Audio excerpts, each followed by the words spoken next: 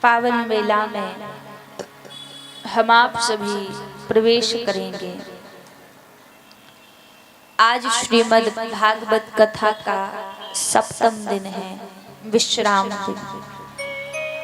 और विश्राम दिवस की पावन वेला में हम आज प्रवेश करेंगे। कहते हैं जो भागवत की कथा है वो कभी पूरी नहीं होती। 7 दिनों से श्रीराधे हमारे बब्बू सिंह जी हम सभी के बीच पधारे हैं। मेरा निवेदन है आप महंत रत्नेश्वर दास जी उर्फ बब्बू सिंह जी, मेरा निवेदन है कृपया आप मंच पे पधारें और भागवत जी का पूजन आदि करें।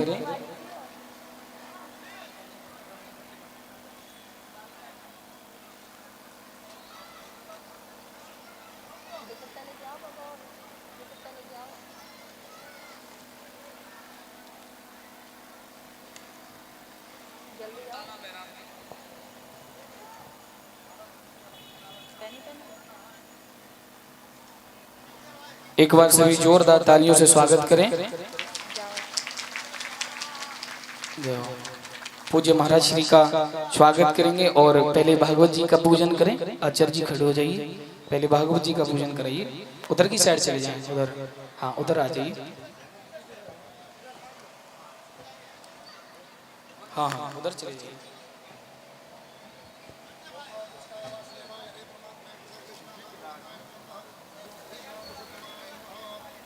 हाँ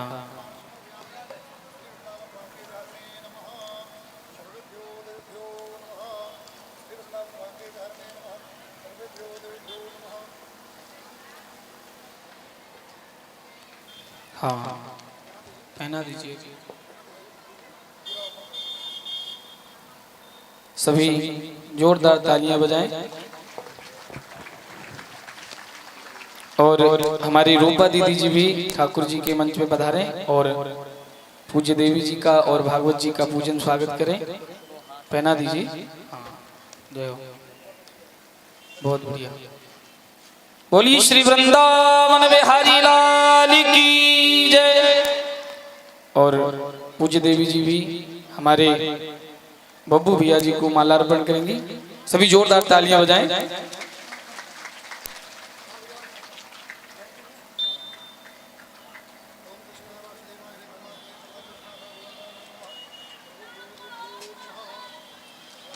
हमारे बब्बू जी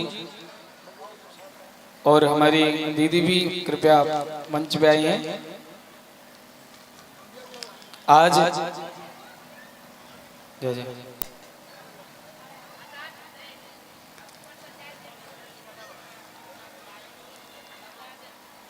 जी। अब हमारी रूपा दीदी भी कृपया आए। राधे श्याम, क्या नाम है? और हमारे सागर जी भी भागवत जी का पूजन कर रहे हैं। एक बार जोरदार तालियां बजाइए। बोली श्री वृंदावन बिहारी लाल की जय। बड़ा ही सौभाग्य है जो आप हम सभी को महापुराण और ठाकुर जी का पूजन अर्चन करने के लिए प्राप्त हो रहा है। हमारी रूपा दीदी कृपया शीघ्र करें, कथा भी में हमें जाना है, इतना समय नहीं है। हाँ मेरा निवेदन है कृपया शीघ्र करें। जय जय। सभी जोरदार तालियों से स्वागत करें।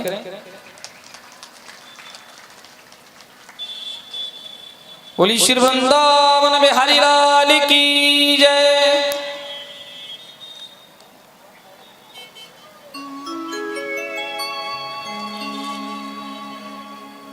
कृष्णाय वासुदेवाय हरे परमात्मने प्रणतक्लेशनाचाय श्री गोविंदाय नमो नमः। बरहा पीडम नटवर बपु कर्णयो कर्णिकारं विव्रत बास कनक कपिशं वैजयन्तीं च माला रन्ध्राण वेणुर्धर सुतया पूर्णेन गोपवृन्दये आरण्य सुपद रमनो प्राविशद गीत कीरति।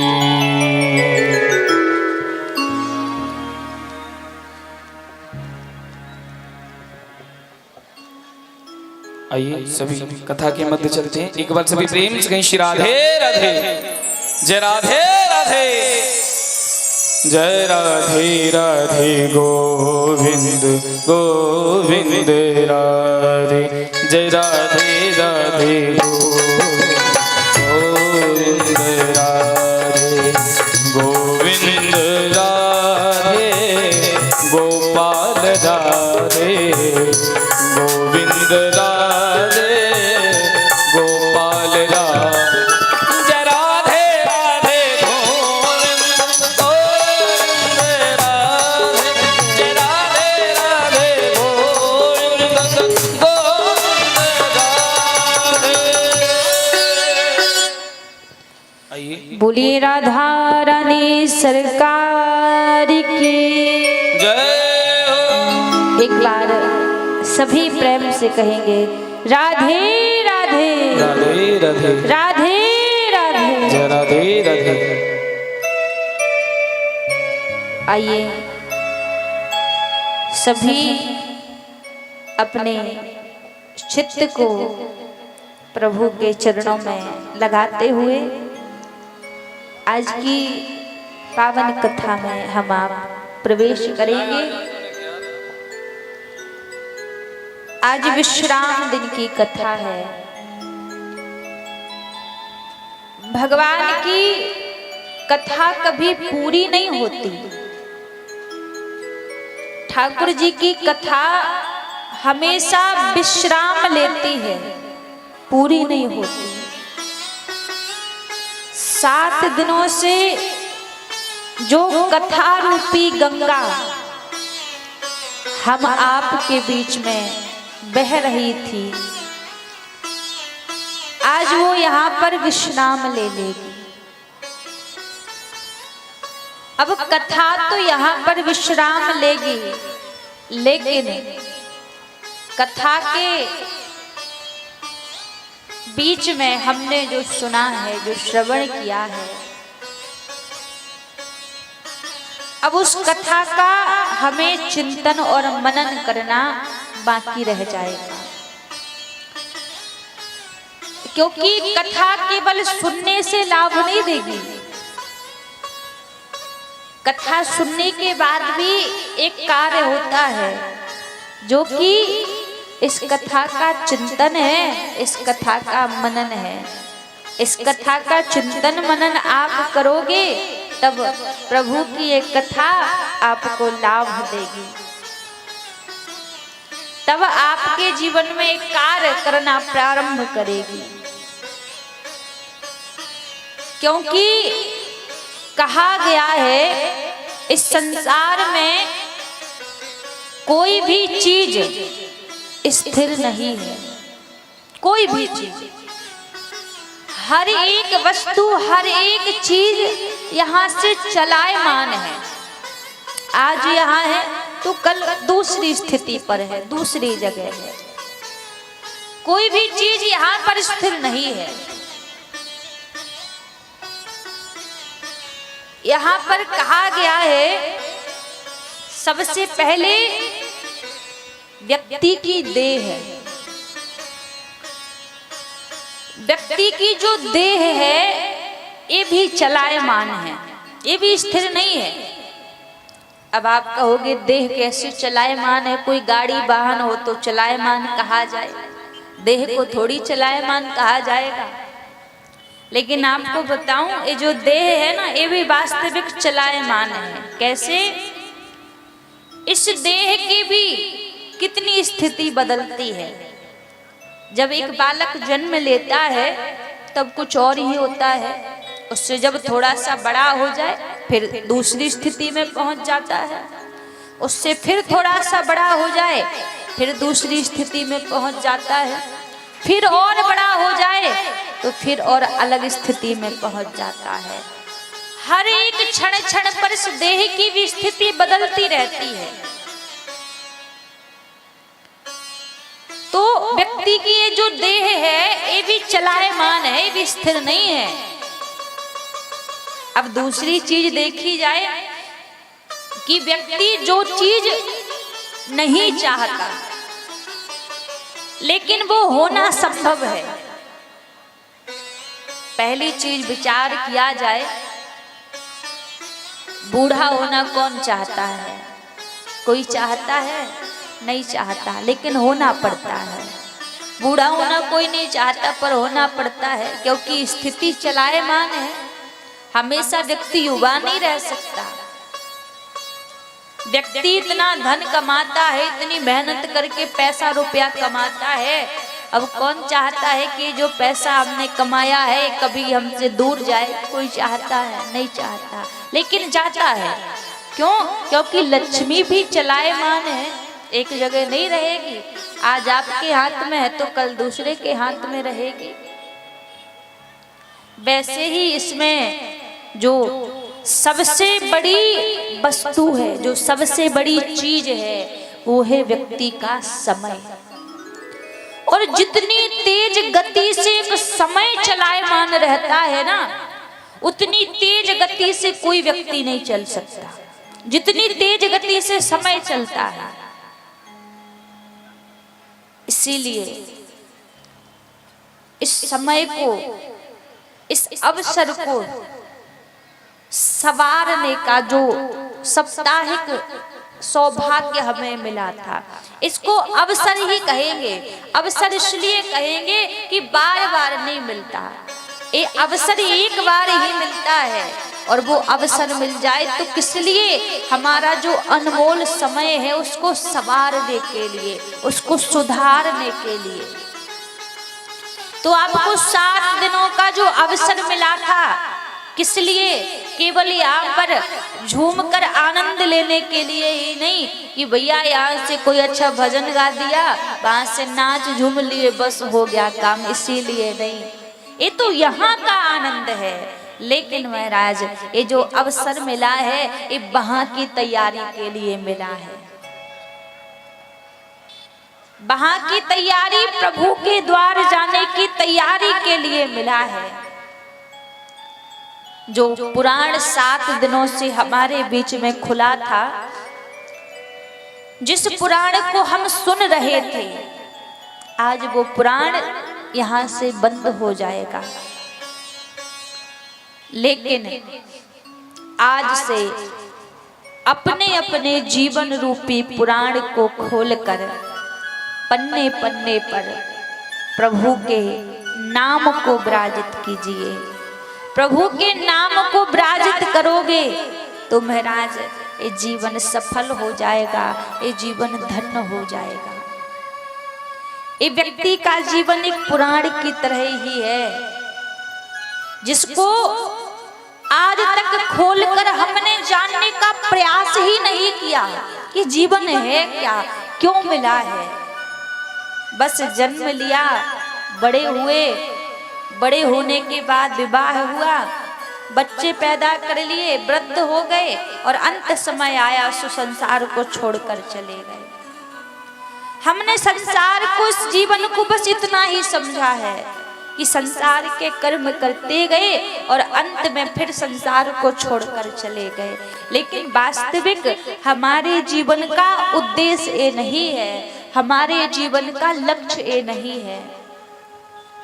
हम यहाँ पर आए क्यों हैं? इस संसार में किस लिए हम आए हैं? इस संसार में हम प्रभु को प्राप्त करने के लिए आए हैं, प्रभु को खोजने के लिए आए हैं। एक बार भगवान ने जीवात्मा से कहा कि देख हम एक खेल खेलते हैं। जीवात्मा ने कहा कौन सा खेल? तो भगवान ने कहा हम लुका छिपी का खेल खेलते हैं। जैसे ही कहा तो जीवात्मा ने कहा ठीक है। कहा प्रभु पहले मैं छिपूंगा, आप मुझे खोजना। भगवान ने कहा ठीक है। तो जीवात्मा आकर कहाँ छिपा? एक जीवात्मा आकर एक माँ के गर्भ में छिप गया। जब माँ के गर्भ में छिप गया तो महाराज भगवान ने गर्भ में आकर भी उस जीवात्मा को ढूंढ लिया और ढूंढ कर गर्भ से बाहर भी निकाल दिया। भगवान बोले देख, अब मैंने तो तुझे खोज लिया, अब तेरी बारी है, अब मैं छिपूंगा और तू मुझे खोजना। जीवात्मा ने कहा ठीक है। तो भगवान आकर कहाँ छिप गए? भगवान आकर एक व्यक्ति के हृदय में छिप गए। अब हृदय में प्रभु छिपे हैं। हम इस संसार में क्यों आए हैं? हम इस संसार में भगवान को खोजने के लिए आए हैं। लेकिन अच्छा, वास्तविक यदि देखा जाए, पूछा जाए, कितने लोग हैं जो भगवान को खोज रहे हैं, भगवान को प्राप्त करने का प्रयास कर रहे हैं? भैया, करोड़ों में से एक दो ही ऐसे मिलेंगे जो कहेंगे कि हमारे जीवन का लक्ष्य ठाकुर जी के चरणों की प्राप्ति है, और बाकी सब इस संसार की माया में फंस कर ही जीवन बर्बाद कर देते हैं। ये जो संसार की माया है ना, ये बड़ी कठिन है। माया तेरी बड़ी कठिन है राम, समझ में नहीं आती सबके। ये जो संसार में जो भगवान की माया है, ये हर किसी के समझ नहीं आती। ये जब प्रभु की कृपा होती है तब जाकर महाराज प्रभु कृपा करते हैं।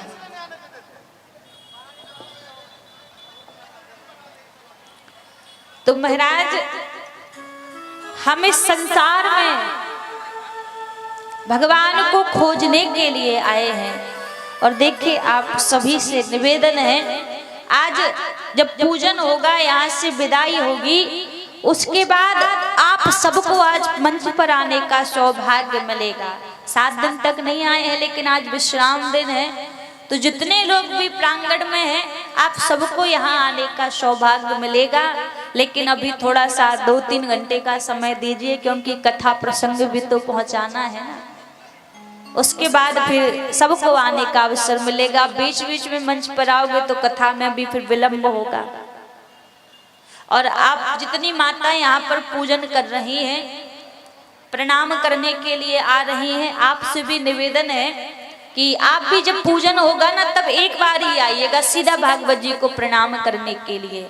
आप लोग बीच बीच में आ रहे हैं, जा रहे हैं, तो इसमें जो व्यक्ति का मन स्थिर नहीं हो पा रहा है कथा में, इसीलिए आप अभी जो भी आ रहा है, बस जहाँ स्थान मिले वहाँ बैठ जाइए। उसके बाद जब पूजन होगा यहाँ पर, और पूजन के समय फिर आप सभी को यहाँ पर आने का सौभाग्य मिलेगा। आज देखिए, हम खुद मंच से कह रहे हैं कि आप सबको मंच पर बुलाया जाएगा, लेकिन बस अभी थोड़ा सा समय दीजिए। आप लोग, आपके मन का भी भाव है, वो भी हम समझते हैं कि सबका भाव करता है कि भागवत जी को आकर प्रणाम करें, लेकिन ये आपको भी नहीं पता कि आप कितनी बड़ी भारी संख्या में हैं। यदि एक एक करके बीच में से आएंगे तो कथा नहीं हो पाएगी फिर। इसलिए कथा प्रसंग पहुंच जाए, उसके बाद आज जितने भी हमारे भैया जी लोग हैं, दादाजी लोग हैं, आप सबको भी मंच पर बुलाया जाएगा। और जितनी भी हमारी माताएं बहनें हैं, आप सबको भी मंच पर बुलाया जाएगा। लेकिन बस थोड़े समय के लिए आप शांति बनाकर अपने अपने स्थान पर बैठें, उसके बाद आप सभी को यहाँ पर बुलाया जाएगा। और सभी लोग बैठ जाएं। आइए 1 मिनट राधा रानी का नाम गाते हुए कथा में प्रवेश करेंगे। बोली राधा रानी सरकार की जय हो, बांके बिहारी लाल की जय हो। राधा रानी कृपा कीजिए, राधा रानी कृपा कीजिए, राधा रानी कृपा कीजिए। ओ राधा रानी कृपा कीजिए। आंचल में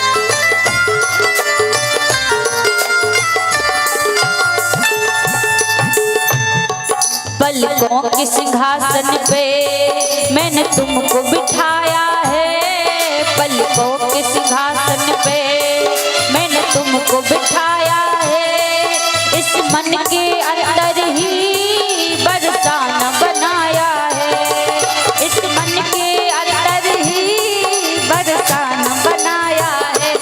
आते जाते रहा कीजिए, आते जाते रहा कीजिए, राधा रानी कृपा कीजिए, कृपा कीजिए, राधा रानी कृपा कीजिए, हो श्यामा प्यारी कृपा कीजिए, मोहे अपना बना लीजिए, मोहे अपना बना लीजिए, मोहे अपना बना लीजिए, ओ मोहे अपना बना लीजिए। दोनों हाथ ऊपर खड़े करके सभी कहेंगे, हो राधा रानी कृपा कीजिए, हो राधा रानी कृपा कीजिए, राधा रानी कृपा कीजिए, हो श्यामा प्यारी कृपा कीजिए, राधा रानी कृपा कीजिए। हो श्यामा प्यारी कृपा कीजिए। लास्ट बार सीधे सीधे हाथ करके सभी लोग क्या कहेंगे?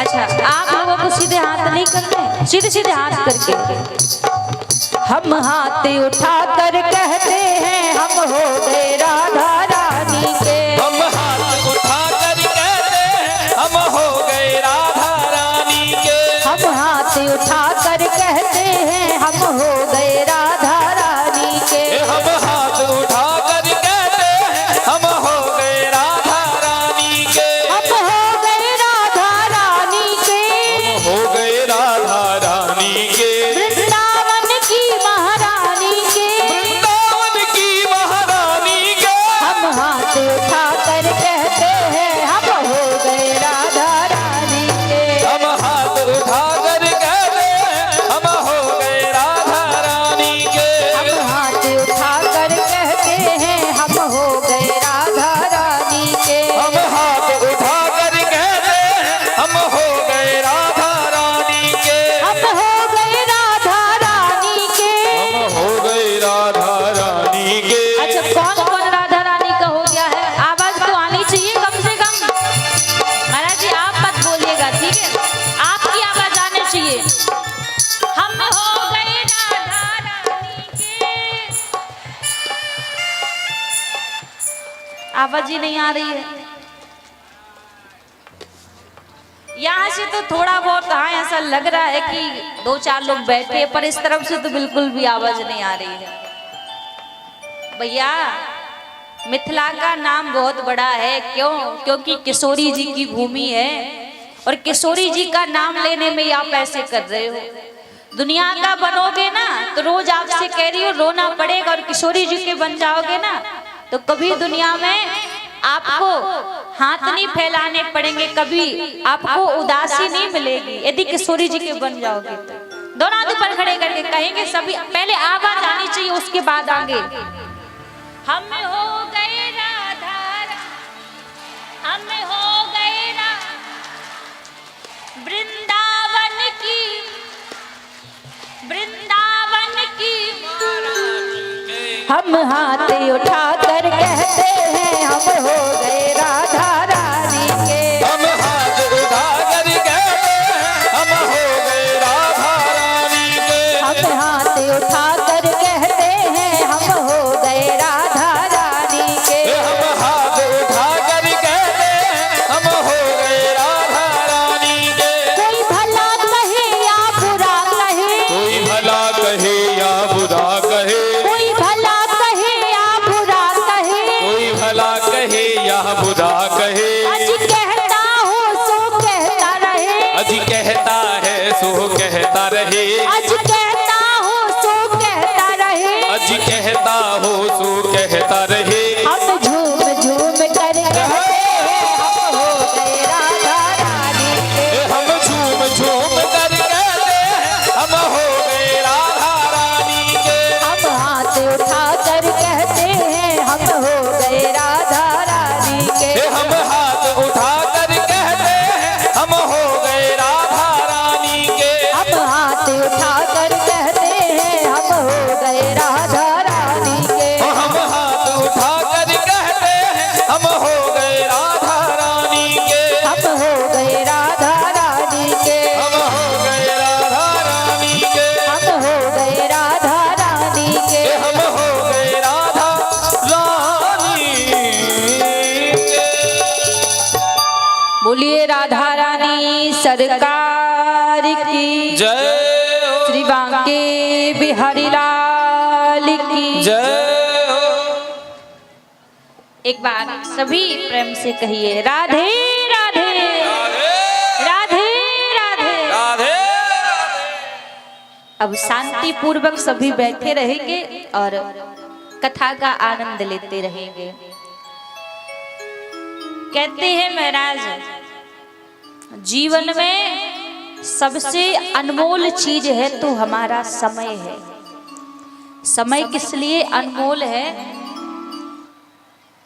हर वस्तु हर चीज आपको दोबारा मिल सकती है, दोबारा मिल जाएगी, लेकिन आपका जो समय है ये आपको दोबारा नहीं मिलेगा।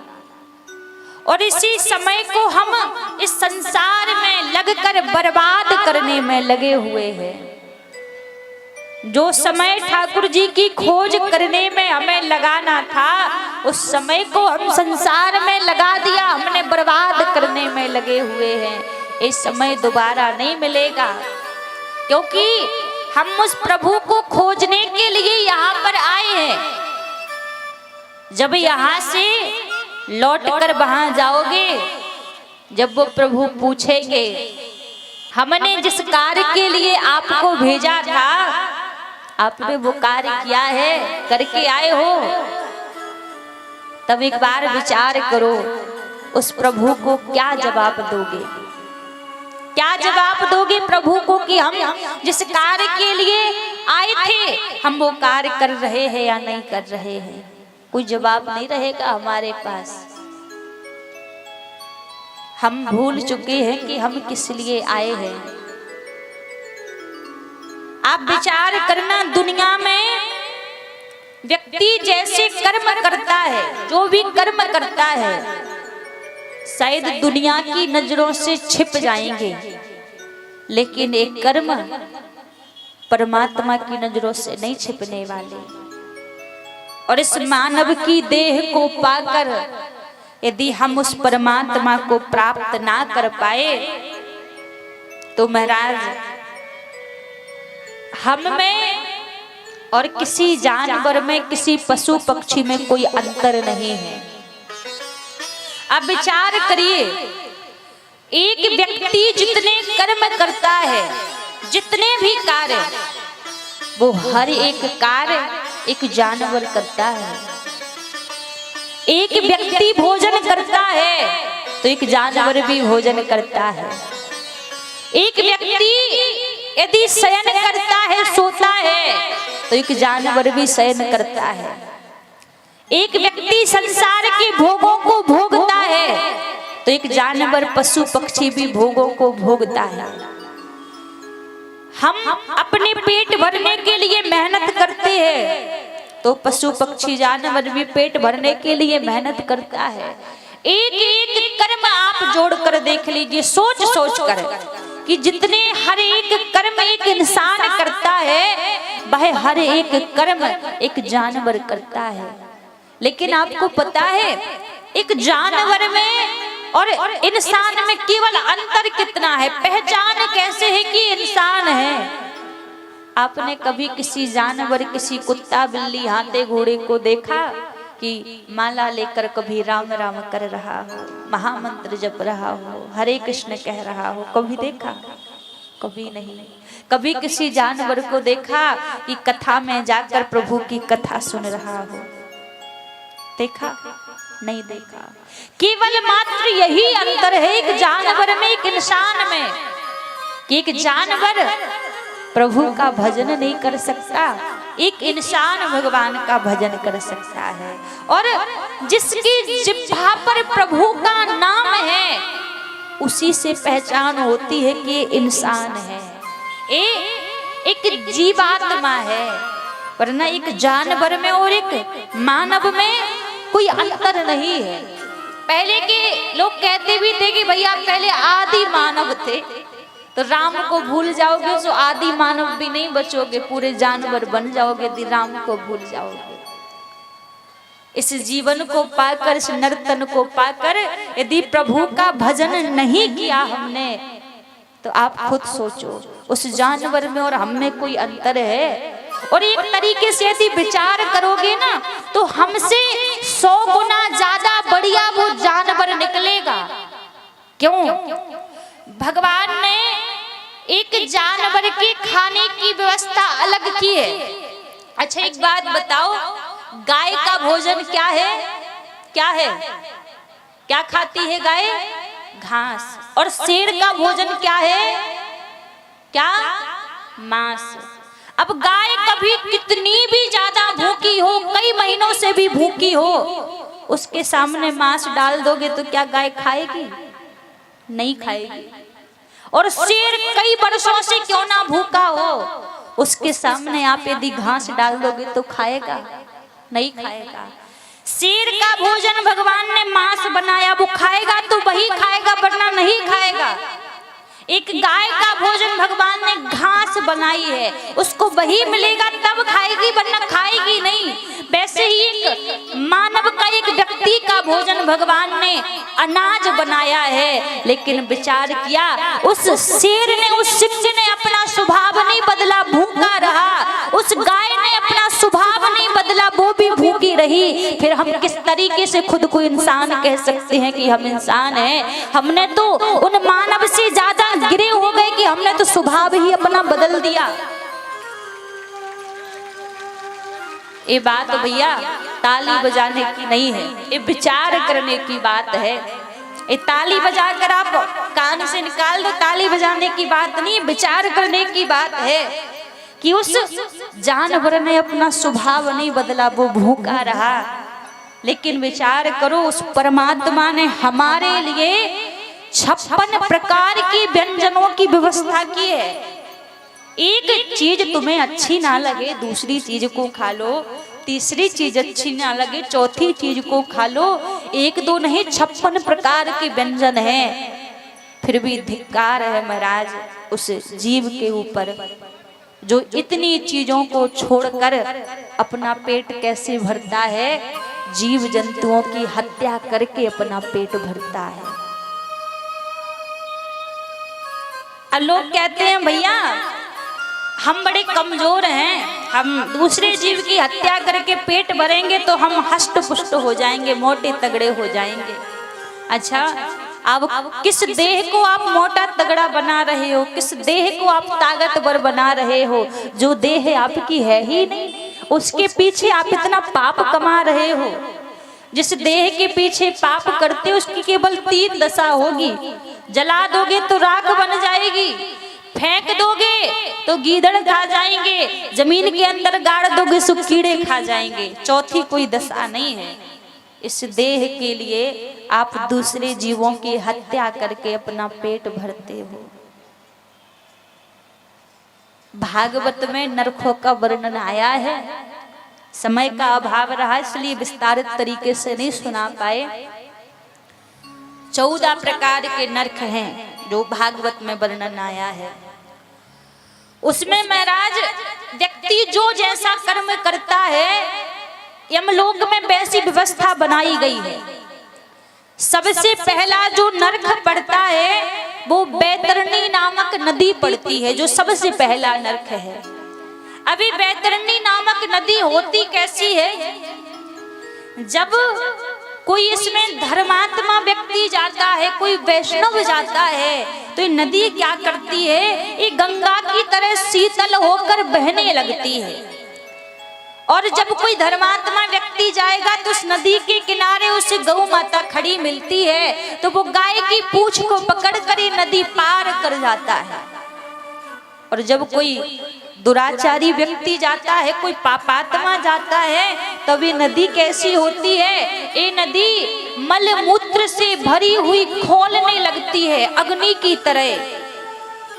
और जब पापी व्यक्ति जाता है, उसको गाय खड़ी नहीं मिलती वहां पर, वो उस नदी को पार करने की कोशिश करता है, नदी में बार बार डूबता है, रोता है, चिल्लाता है, विलाप करता है, पर प्राण नहीं निकलते, क्योंकि प्राण तो एक बार निकल चुके हैं। अब कुछ बचा है तो केवल कर्मों का हिसाब बराबर करना। जब तक उसके कर्मों का हिसाब पूरा नहीं हो जाता, उसी में विलाप करता रहता है, तड़पता रहता है। फिर दूसरा नरक है रौरव नाम का। इस नरक में क्या होता है, जो व्यक्ति दूसरे जीवों की हत्या करके, जानवरों को मार कर अपना पेट भरते हैं, तो इस नरक में एक बहुत बड़ी कड़ाई रहती है। उस कड़ाई में खौलता हुआ तेल रहता है, और यम के दूत जो दूसरे जीवों को मार कर पेट भरते हैं, उसको उस कड़ाई में डालते हैं। वो बार बार चिल्लाता है, फिर भी बच नहीं पाता, बार बार उस कड़ाई में उसको पटकते हैं, रोता है, चिल्लाता है, तड़पता है। तो महाराज, यहाँ तो हम जो कर्म कर लेंगे छिपा लोगे उसको, लेकिन वो तो सब देख रहा है, उससे तो कुछ नहीं छिपा है। लोग मनमानी कर लेते हैं कर्मों को करने में, लेकिन वहां मनमानी नहीं चलेगी जब वहां हिसाब लिया जाएगा। आजकल क्या होता है, लोग मिलेंगे इस तरीके से कि भैया ये तो बहुत बड़े धर्मात्मा है, ऐसी पवित्रता से बताएंगे स्वयं को। कहते हैं यदि कोई व्यक्ति भोजन करने के लिए बैठा हो और गलती से उसकी भोजन की थाली में एक बाल पहुंच जाए, तो भोजन को नहीं करेगा, भोजन को छोड़ देगा, फेंक देते हैं उस खाने को जिसमें एक बाल होता है। यदि थाली में बाल निकल आए तो भोजन नहीं करोगे, फेंक देते हैं उस खाने को जिसमें एक बाल होता है। और कैसे खा जाते हैं उस अंडे को जिसमें एक माँ का लाल होता है। कोई हमारे सामने हमारे बच्चों को पीड़ा पहुंचाए, उन्हें कष्ट पहुंचाए, तो हमें कितना कष्ट होता है। और कभी सोचा हम किसी भी जीव जंतु को पकड़कर उसको काट कर भैया उससे अपना पेट भरते हैं, उनको कितना कष्ट पहुंचता होगा। अभी उस पीड़ा का आप अनुभव नहीं कर पाओगे, लेकिन उसका अनुभव भी होगा। ऐसा नहीं है कि उसका अनुभव नहीं होगा। कब होगा? जब समय नहीं रहेगा आपके पास, जब इस गलती को सुधारने का समय नहीं रहेगा, तब इसका अनुभव होगा।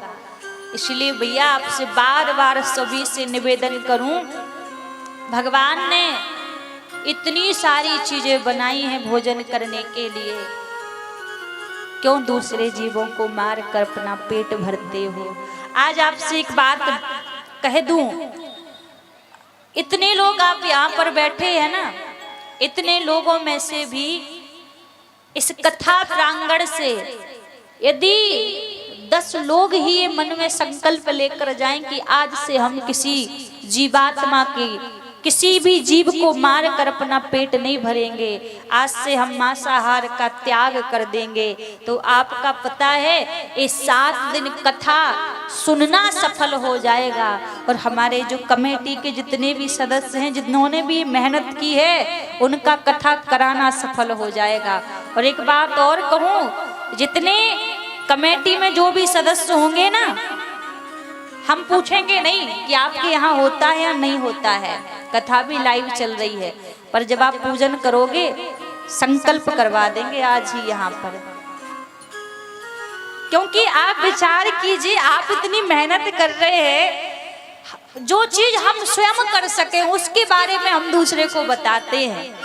तो आप इतनी बड़ी धर्म की ध्वजा पूरे मधुबनी में लहरा रहे हैं, तो उसका डंडा आप स्वयं बनिए ना। पहले तो उसका डंडा स्वयं बनिए, फिर ध्वजा पूरी मधुबनी में लहराइए। तो इससे आपको भी प्रसन्नता मिलेगी और हमें भी प्रसन्नता मिलेगी कि भैया कोई तो ऐसा है कि जो लगा है तन मन धर्म से सनातन को आगे बढ़ाने में। हमें भी इससे बड़ा प्रसन्नता होगी, बड़ी खुशी होगी। अब कई लोग तो मन में सोच रहे होंगे पता नहीं हम तो पूजन के लिए जाएंगे ही नहीं, हम तो पहले ही भाग लेंगे यहाँ से। भैया सबके लिए नहीं, सबके लिए तो बैठकर ही मन में संकल्प लेकर जाइए। लेकिन जितने हमारे कमेटी के सदस्य हैं ना, उनसे यहाँ संकल्प हम स्वयं लेंगे। आप विचार कर लेना, संकल्प करो तभी मंच पर आना। क्योंकि भैया देखिए हंसने की भी बात नहीं है, आप धर्म से जुड़े हैं, ठाकुर जी से जुड़े हैं, इतना सुधार आ जाए तो धीरे धीरे आपके जीवन में जो परिवर्तन आएगा ना, आपको स्वयं पता लगेगा।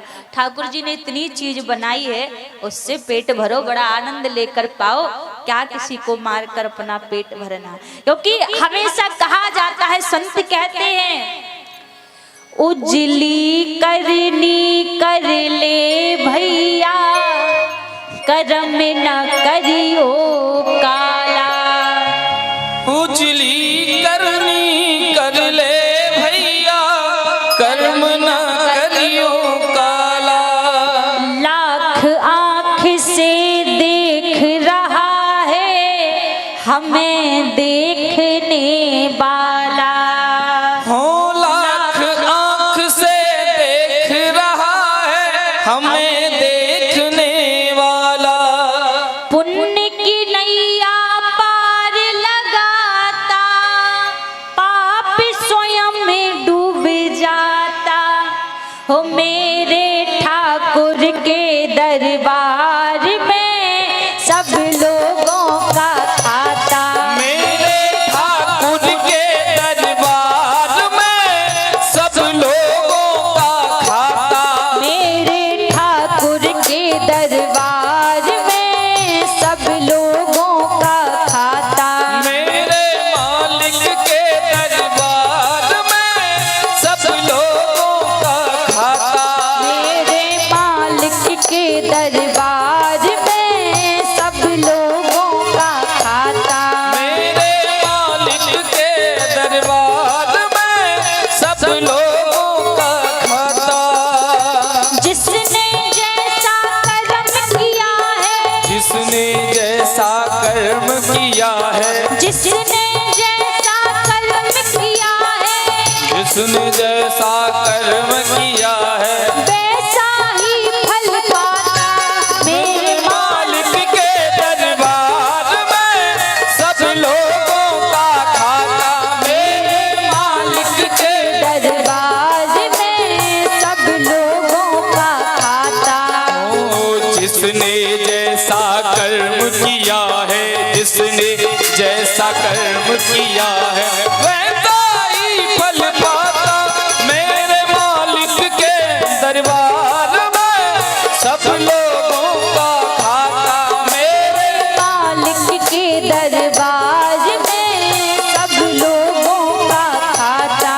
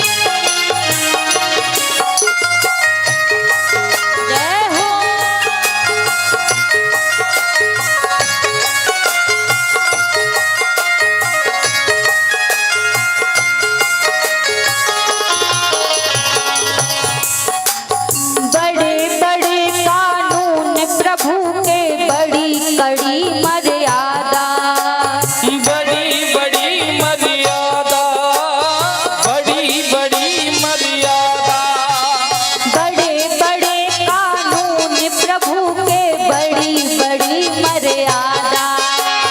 बड़ी बड़ी मर्यादा, हाँ बड़ी बड़ी मर्यादा। किसी को कोड़ी कम नहीं देता, किसी को दमड़ी ज्यादा। किसी को दमड़ी ज्यादा, हाँ किसी को दमड़ी ज्यादा। इसीलिए तो इस दुनिया का, इसीलिए तो इस दुनिया का नगर सेठ कहलाता। मेरे ठाकुर के दरबार में सब लोगों का खाता। मेरे ठाकुर के दरबार में सब लोगों का खाता।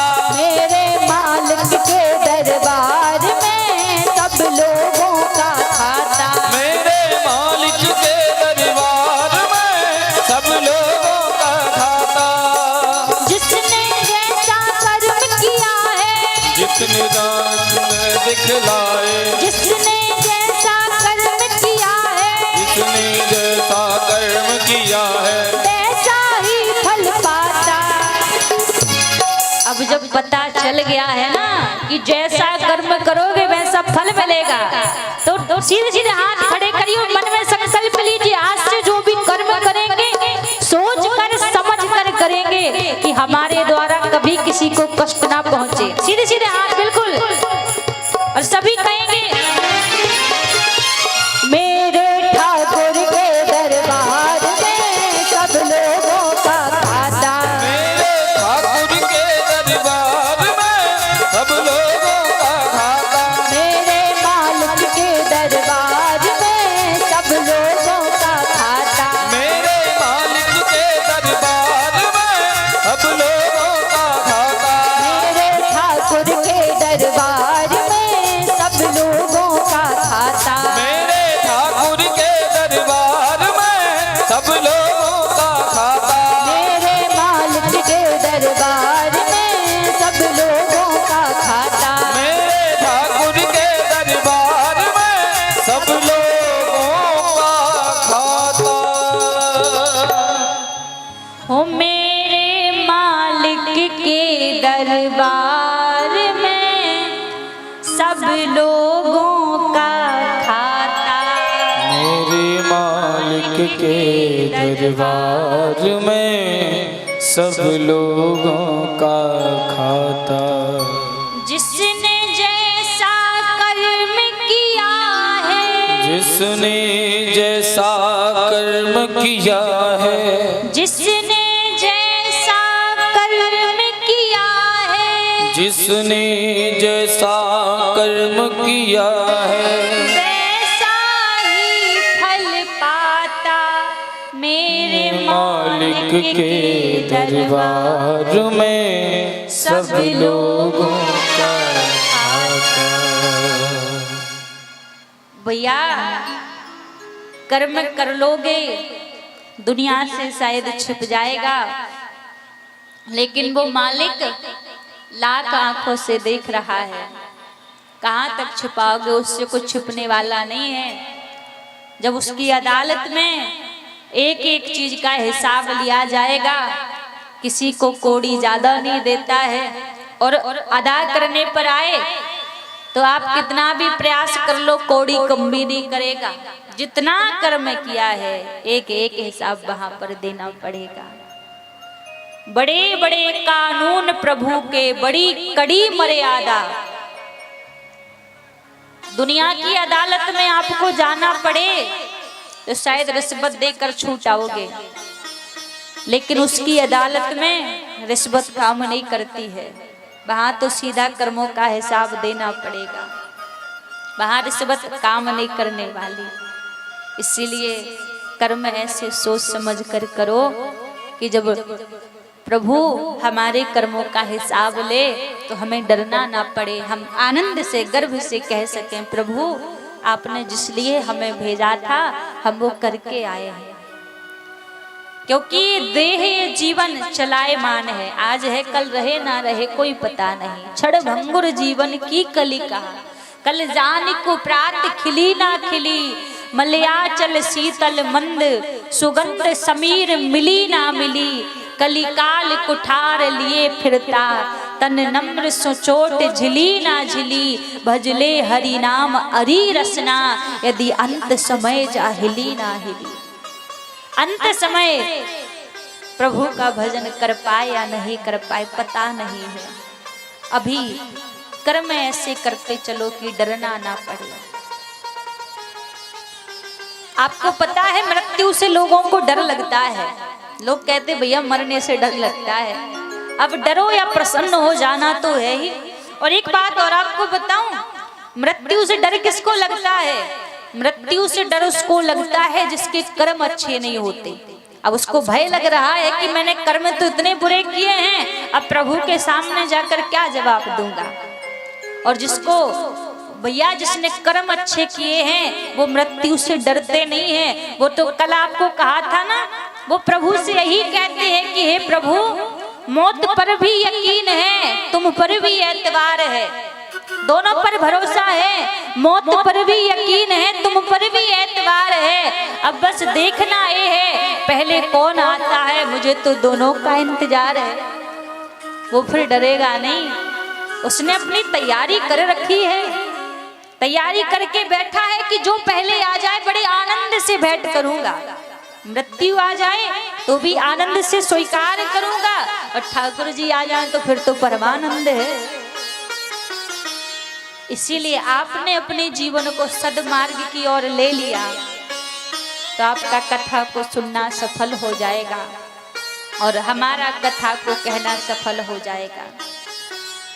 क्योंकि हमारा एक उद्देश्य रहता है कि जहां भी कथा कहने के लिए जाते हैं, केवल ये नहीं रहता है कि कैसे भी करके 7 दिन निकालने हैं। निकालने का हमारा उद्देश्य कहीं नहीं रहता है कि समय निकालना है, समय निकले कैसे भी हो। नहीं महाराज, हमारा प्रयास यही रहता है कि ठाकुर जी हमें जहां भेज रहे हैं, ज्यादा नहीं, वहां पर यदि 100 लोगों में से लाख लोगों में से 100 लोगों में से भी यदि 10 लोगों ने ही सद्मार्ग को पकड़ लिया तो हमारा वहां जाना सफल हो गया।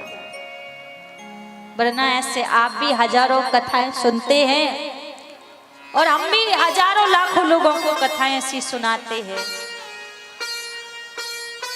सुनने से कल्याण नहीं होगा, जीवन को बदलने से कल्याण होगा, जीवन को परमात्मा से जोड़ने से कल्याण होगा। तो आज कथा का विश्राम दिन है।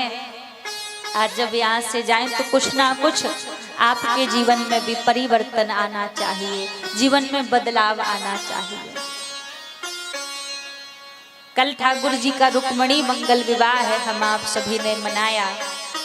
पहला विवाह ठाकुर जी का माता रुक्मणी से हुआ।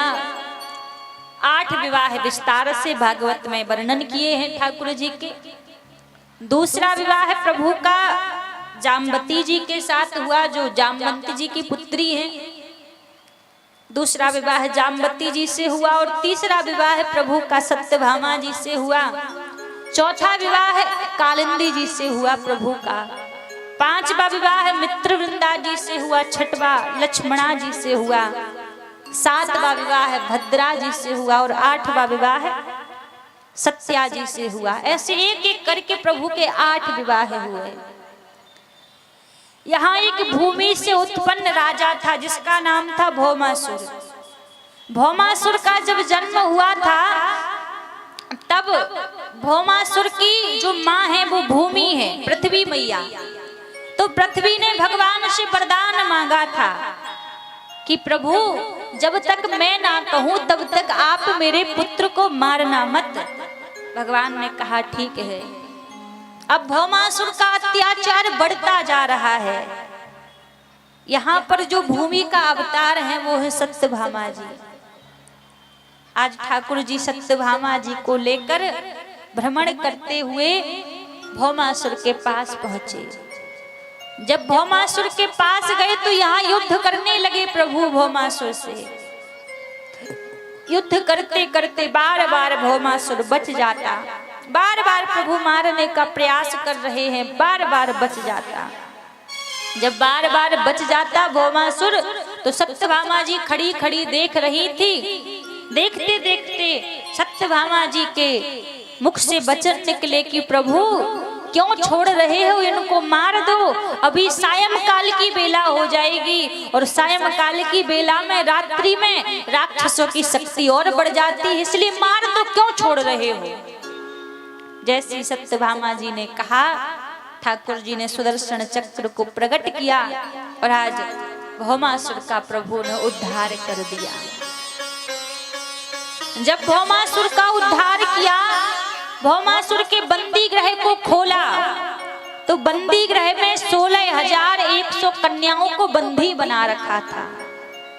भौमासुर ने मन में संकल्प लिया था कि जब 20,000 कन्याएं एकत्रित हो जाएंगी तब एक संग में 20,000 कन्याओं के साथ विवाह करूंगा। जिस किसी कन्या का विवाह होता भौमासुर जाकर उसका हरण कर लेता। तो ऐसे 16,100 कन्याओं को एकत्रित कर रखा था इसने।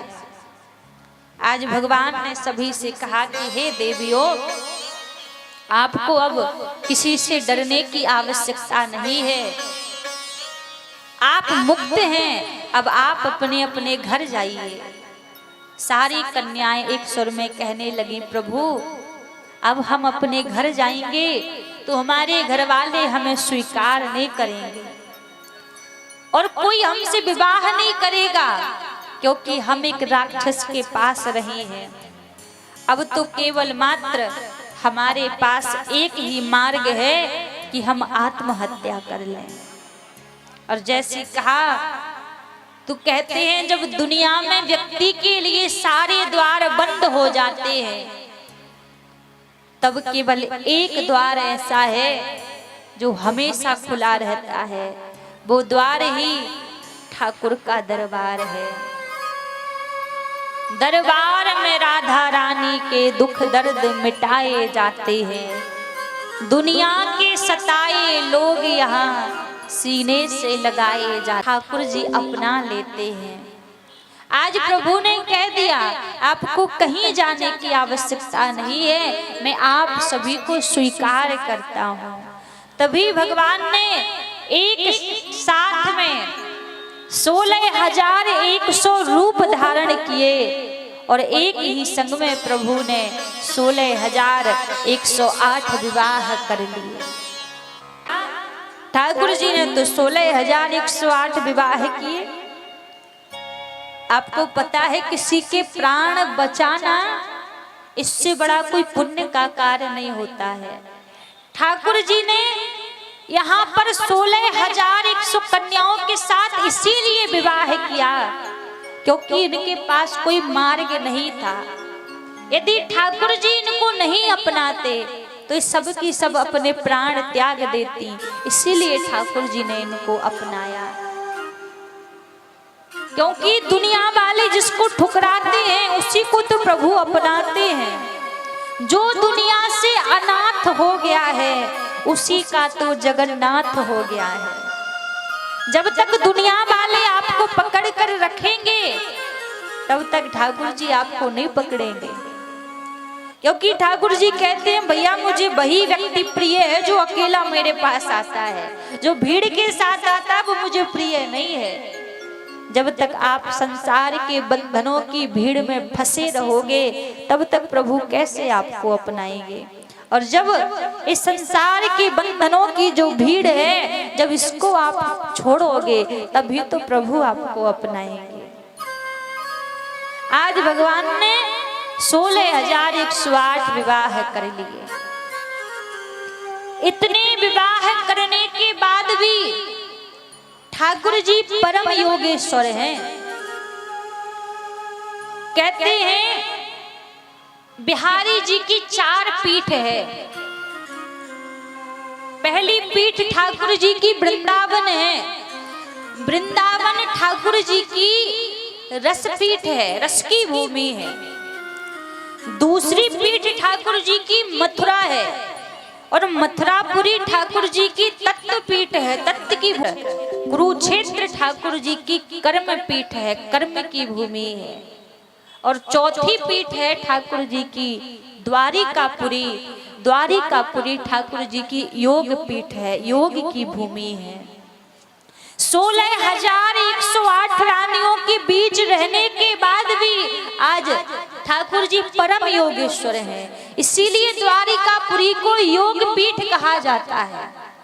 ये द्वारिकापुरी कन्हैया की योग पीठ है, योग की भूमि है। तो महाराज भगवान के यहाँ 10-10 पुत्र और एक कन्या का जन्म हुआ। बड़ा प्रभु का परिवार है। एक दिन नारद जी ने विचार किया कि जाकर मैं देखूं तो सही, भगवान का इतना बड़ा परिवार है और भगवान रहते कैसे हैं। तो नारद जी सबसे पहले माता रुक्मणी के कक्ष में गए।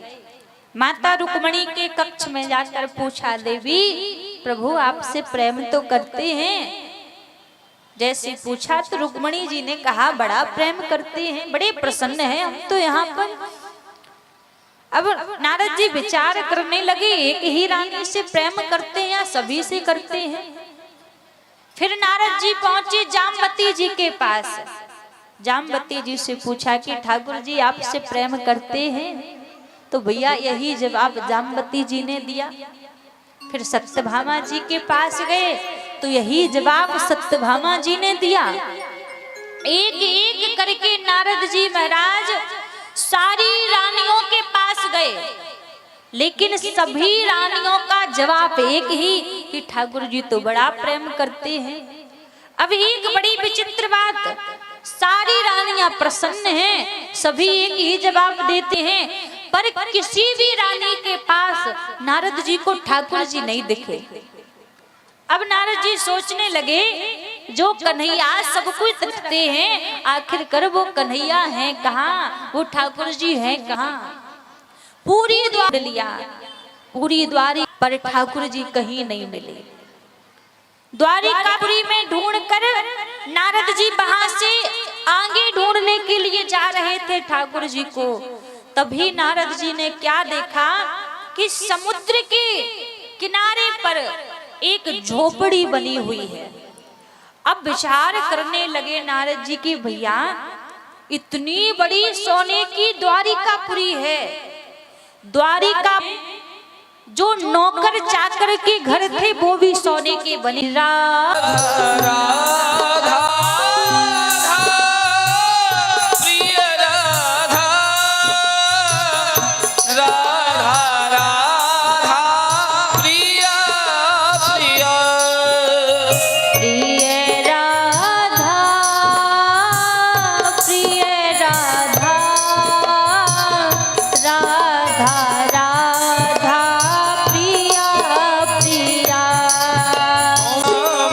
श्याम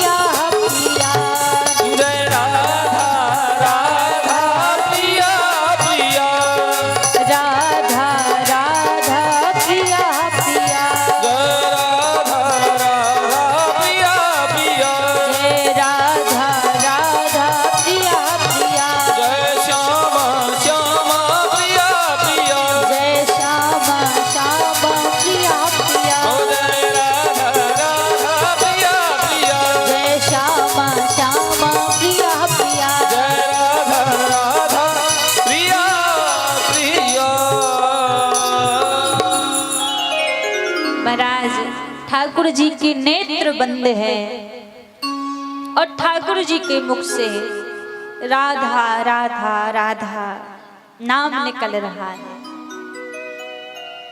नारद जी ने जाकर प्रणाम किया। प्रणाम किया जैसे ही ठाकुर जी के नेत्र खुले, नारद जी पूछने लगे, प्रभु जिसके चरणों की दासी स्वयं लक्ष्मी है,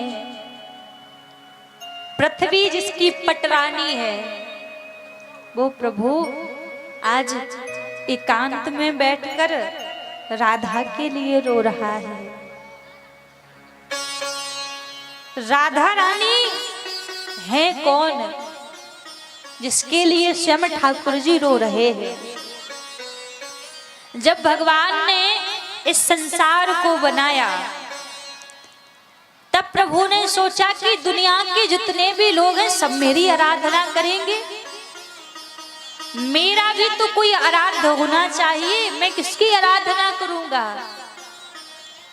तब ठाकुर जी ने अपने प्रेम से, अपने हृदय का जो प्रेम है उस प्रेम से किशोरी श्री राधा रानी को प्रकट किया।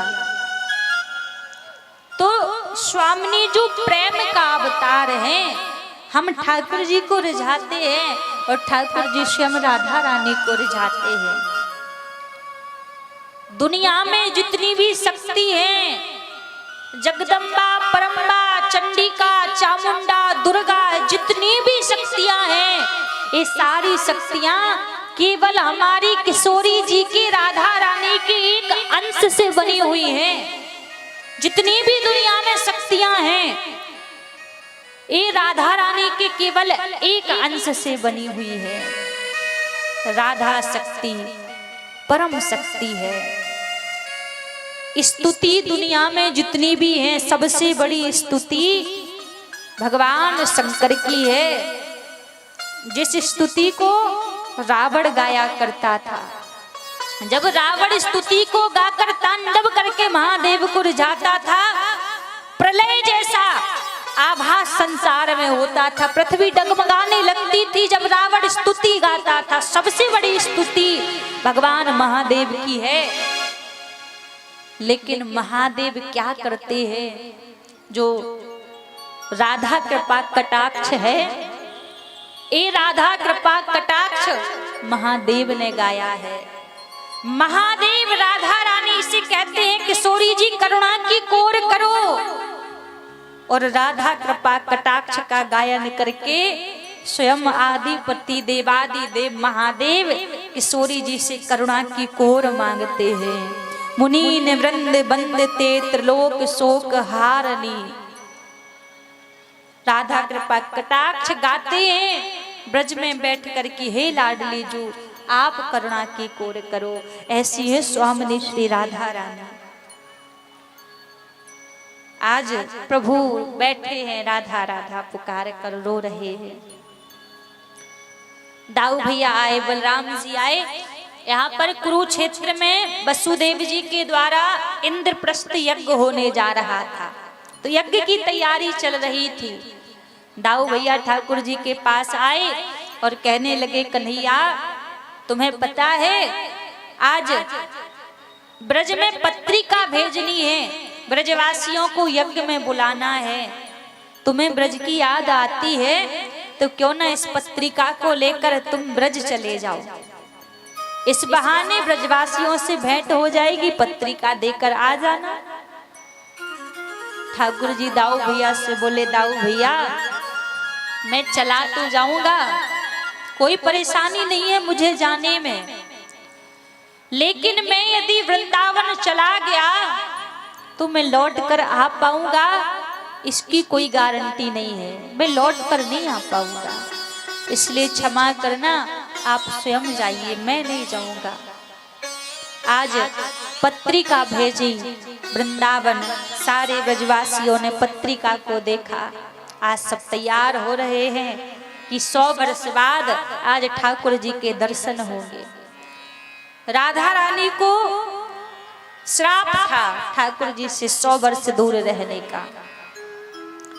राधा रानी के भाई हैं श्री दाम। श्री दाम का श्राप था, श्री दाम ने श्राप दिया था राधा रानी को कि आप ठाकुर जी से 100 वर्ष से दूर रहोगी। तो आज हमारी स्वामिनी जी का वो श्राप पूरा होने को जा रहा है। आज ब्रज की सारी गोपियां, राधा रानी, मैया यशोदा, नंद बाबा सब कुरुक्षेत्र में आए यज्ञ में। भगवान की जो रानियां थी, ठाकुर जी जब शयन करते थे तो नेत्र बंद रहते थे, पर ठाकुर जी के मुख से राधा राधा नाम निकलता था। तो प्रभु की रानियां पूछती थी कि प्रभु राधा कौन है, राधा कौन है। भगवान कभी बताते नहीं थे, बस ऐसे ही टाल देते थे। लेकिन भगवान की जितनी 16,108 रानियां थी, इनमें से रुक्मणी जी जानती थी राधा तत्व को। लाडली जी की लीला को, स्वभाव को रुक्मणी जी जानती थी, क्योंकि नारद जी ने सुनाया था रुक्मणी जी को। आज पता लगा कि राधा रानी आई हैं, जिन राधा का ठाकुर जी नाम लेते हैं। आज भगवान की सारी रानियां राधा रानी से मिलने के लिए जा रही हैं, भेंट करने के लिए, दर्शन के लिए। रुक्मणी दूध लेकर गई। जब पहुंची देखा अष्ट सखियों के बीच में स्वामिनी जी बैठी हैं। तप्त कांचन गौरांगी श्री राधे वृंदावनेश्वरी, हे वृषभानु सुते देवी प्रणमामि हरि प्रिय। कंचन की तरह गौर वर्ण है श्यामा जी का, सखियों के बीचों बीच बैठी है। ललिता ने कहा कि हे राधे जू, कृष्ण की रानियां आई हैं आपसे मिलने के लिए, भेंट करने के लिए। स्वामी जी सन्मुख नहीं देखती थी। जब से ठाकुर जी वृंदावन छोड़कर गए थे, अपने नेत्रों को झुकाकर रखती थी, सामने नहीं देखती थी। आज जब सुना कि ठाकुर जी की रानियां आई हैं, आज लाडली जू ने अपने नेत्रों को सामने किया, सामने देखा। आज की देखें तो कृष्ण की रानियां हैं कैसी। रुक्मणी इत्यादि रानियां आई, वार्तालाप चली। रुक्मणी जी बोली, हम दूध लेकर आई हैं आपके लिए, इस दूध को पान कीजिए। राधे जू ने कहा, रुक्मणी, जिस दिन से ठाकुर जी ब्रज छोड़कर गए हैं, उस दिन से हमने दूध दही में हाथ नहीं लगाया। क्षमा करना, हम दूध ग्रहण नहीं करेंगे। रुक्मणी के मुख से निकला कि ये दूध कन्हैया ने भेजा है। और जैसी राधे जू ने सुना कि कन्हैया ने दूध भेजा है, देखा भी नहीं दूध ठंडा है या गर्म है, सारा दूध राधा रानी पी गई। वो दूध रुक्मणी ने भी नहीं देखा था कि ठंडा था कि गर्म था। जो दूध राधा रानी ने पिया वो गर्म दूध था।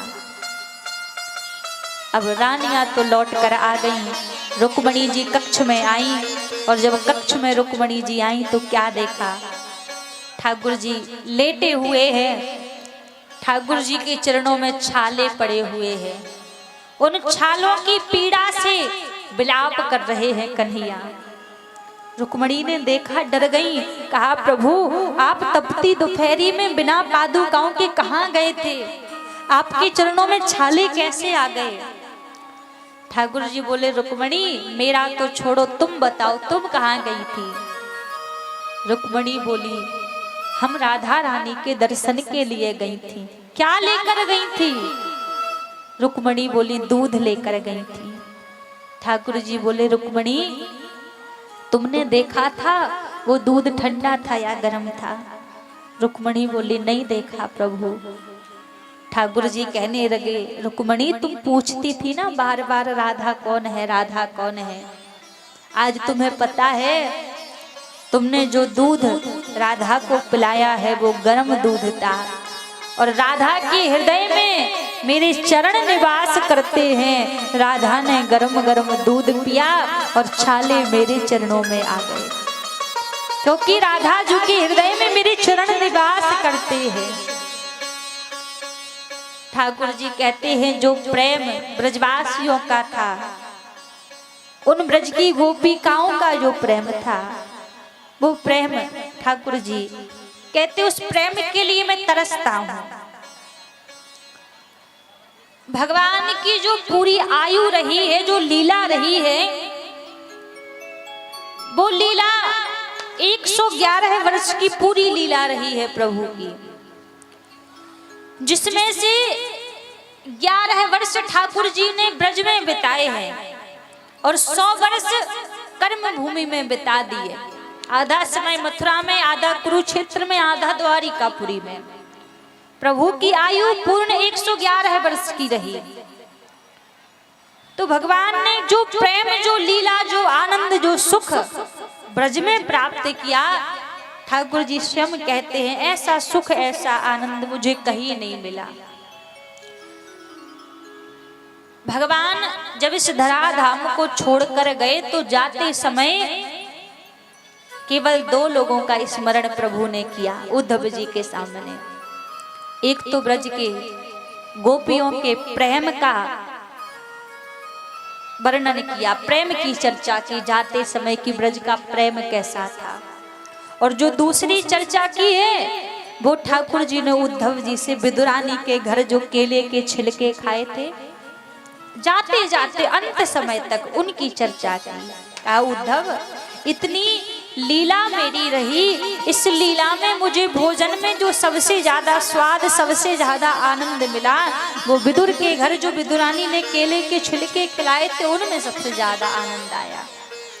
विदुर के घर की साग रोटी में आनंद आया। ये सुख, ये आनंद मुझे और इतनी लीला में कहीं भी प्राप्त नहीं हुआ। 2 लोगों का नाम प्रभु ने स्वयं लिया है।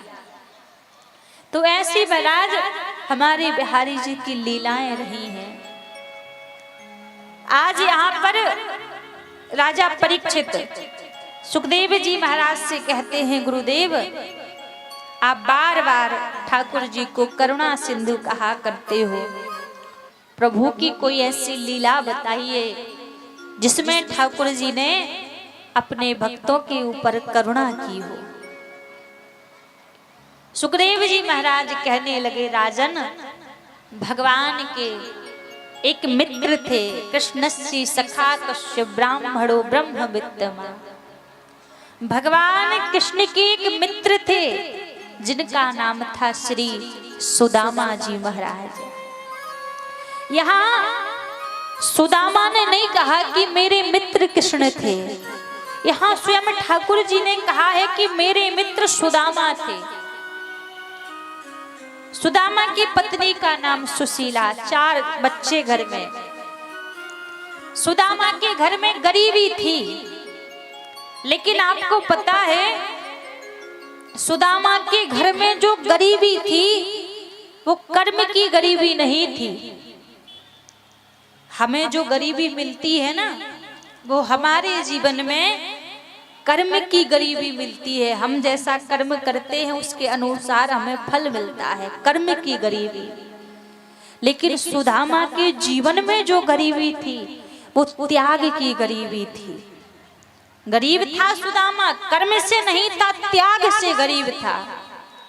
जब कृष्ण और सुदामा अवंतिकापुरी में विद्या अध्ययन करते थे, उस समय आश्रम में एक दिन ऋषि दुर्वासा जी पधारे और गुरु माता से कहा, भिक्षाम देहि, कुछ भिक्षा प्रदान कीजिए।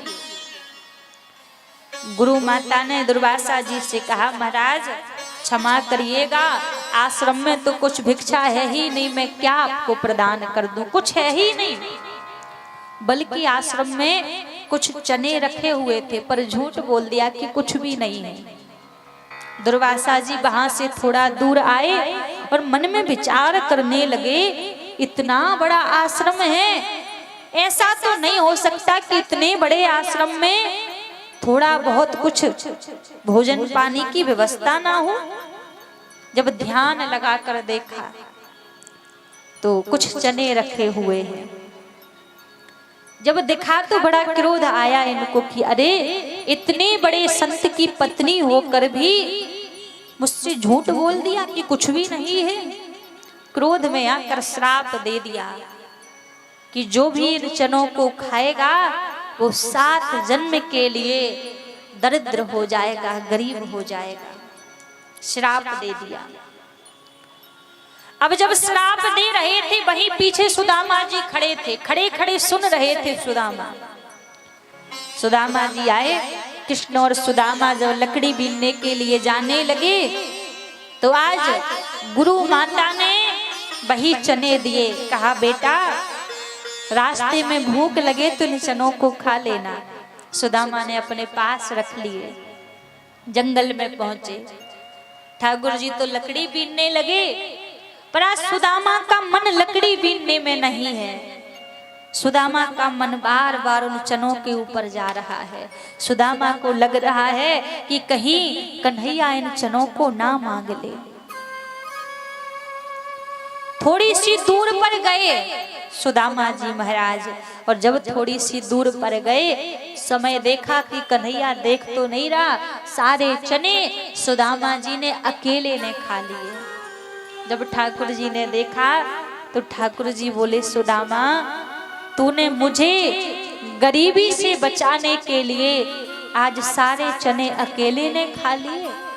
मैं भी तुझे वरदान देता हूँ, तू 7 जन्म लेकर आएगा और मैं 7 जन्म ही तुझे दर्शन दूंगा। तो आज जो गरीबी सुदामा के जीवन में है, ये त्याग की गरीबी है। यदि सुदामा के कर्म को देखा जाए तो 24 घंटे में एक क्षण का समय भी ऐसा सुदामा का नहीं निकलता कि जिस समय सुदामा के मुख से प्रभु का नाम ना निकले। अब कई बार लोग कहते हैं भैया आप जो 24 घंटे भजन का बात कहती हैं कि कई संत हैं, कई भक्त हैं जो 24 घंटे भजन करते हैं, तो क्या वो शयन अवस्था में भी भजन करते हैं? तो आपको पता है जो प्रभु का नाम लेता है वो नाम उसकी अंतर आत्मा में इतना परिपक्व हो जाता है कि जब उसका शरीर शयन करता है पर उसकी आत्मा निरंतर नाम जपती है। तो भक्त वो 24 घंटे प्रभु का नाम जपता है। तो सुदामा का जीवन तो ऐसा कि 24 घंटे सुदामा प्रभु का नाम जपते थे। तो आज भैया जो इनके जीवन में गरीबी है एक कर्म की नहीं है। यहाँ पर सुदामा जी 4 घरों में भिक्षा मांगने के लिए जाते हैं। 4 घरों में जाते, कुछ मिल जाए तो ले आते और कुछ ना मिले तो भैया 5वें घर नहीं जाते, 4 घर से लौट आते। और 4 घर में मांगने का एक ब्राह्मण का अधिकार होता है। एक दिन सुदामा जी भिक्षा मांगने के लिए गए। कुछ तंदुल के दाने सुदामा को मिले, दुबला पतला शरीर है सुदामा का। तंदुल लेकर सुदामा जी आ रहे थे, रास्ते में पांव फिसल गया और जैसी पांव फिसला तो भैया सुदामा जी गिर पड़े। जितने भी तंदुल मिले थे सारे तंदुल मिट्टी में मिल गए। सुदामा ने क्या किया, उसी मिट्टी की पोटरी बना ली और उसी पोटरी को अपने घर ले आए। घर में आकर सुशीला से कहा, देवी इसमें कुछ दान रखा है, इसमें कुछ दान है, इसमें से 2 हिस्से कर लो, एक हमारे लिए और एक प्रभु को भोग लगा दो। पोटरी को देखा सुशीला ने, देखकर तो ऐसा लगा कि शायद कुछ ज्यादा दान मिला होगा, लेकिन जब पोटरी को खोला तो उसमें मिट्टी भरी हुई थी, बस थोड़े से ही तंदुल के दाने थे। सुशीला बोली, स्वामी ये दूसरा हिस्सा भी आप अपने भगवान को ही समर्पित कर दो। आज जितना दान मिला दोनों पति पत्नी ने प्रभु के सामने रख दिया। यहाँ भगवान द्वारिकापुरी में उसी समय भोजन करने के लिए बैठे थे। एक निवाला प्रभु ने तोड़ा, मुख में नहीं दिया, वहीं छोड़ दिया। बोले, रुक्मणी मेरा तो पेट भर गया। अब जैसे ही कहा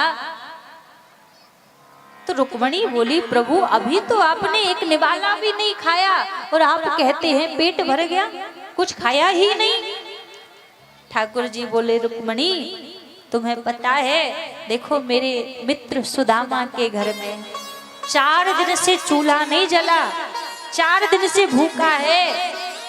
आज थोड़ा सा दान मिला, वो भी मुझे समर्पित कर दिया, मेरा तो उसी में पेट भर गया। रुक्मणी जी बोली, जब सुदामा इतना आपका भजन करते हैं तो प्रभु आप इनको कुछ दान क्यों नहीं दे देते, कुछ वैभव क्यों नहीं देते। ठाकुर जी बोले, रुक्मणी सबसे बड़ी बात तो यही है कि सुदामा कुछ मांगता ही नहीं। नित्य प्रति सुदामा जी जब भगवान के पास जाते तो प्रार्थना करते ठाकुर जी से कि हे प्रभु, मेरी मांगने की आदत है, यदि मैं कभी आपसे गलती से कुछ मांग भी लूं तो आप मुझे देना मत। मैं अगर मांगू तो मांगू, तुम ना दे देना मुझे। तुमने जो दे दिया तो आशिक नहीं मजदूर कहलाऊंगा मैं। प्रार्थना करते, प्रभु मैं यदि मांग भी लूं तो आप देना मत। यदि आपने मुझे दे दिया तो फिर आपका भक्त नहीं कहलाऊंगा, आपका प्रेमी नहीं कहलाऊंगा, फिर तो मैं मजदूर बन जाऊंगा। दिन भर भजन किया, शाम को कुछ मांग लिया, ये तो मजदूरी हो गई फिर, इसलिए मांगते नहीं सुदामा जी।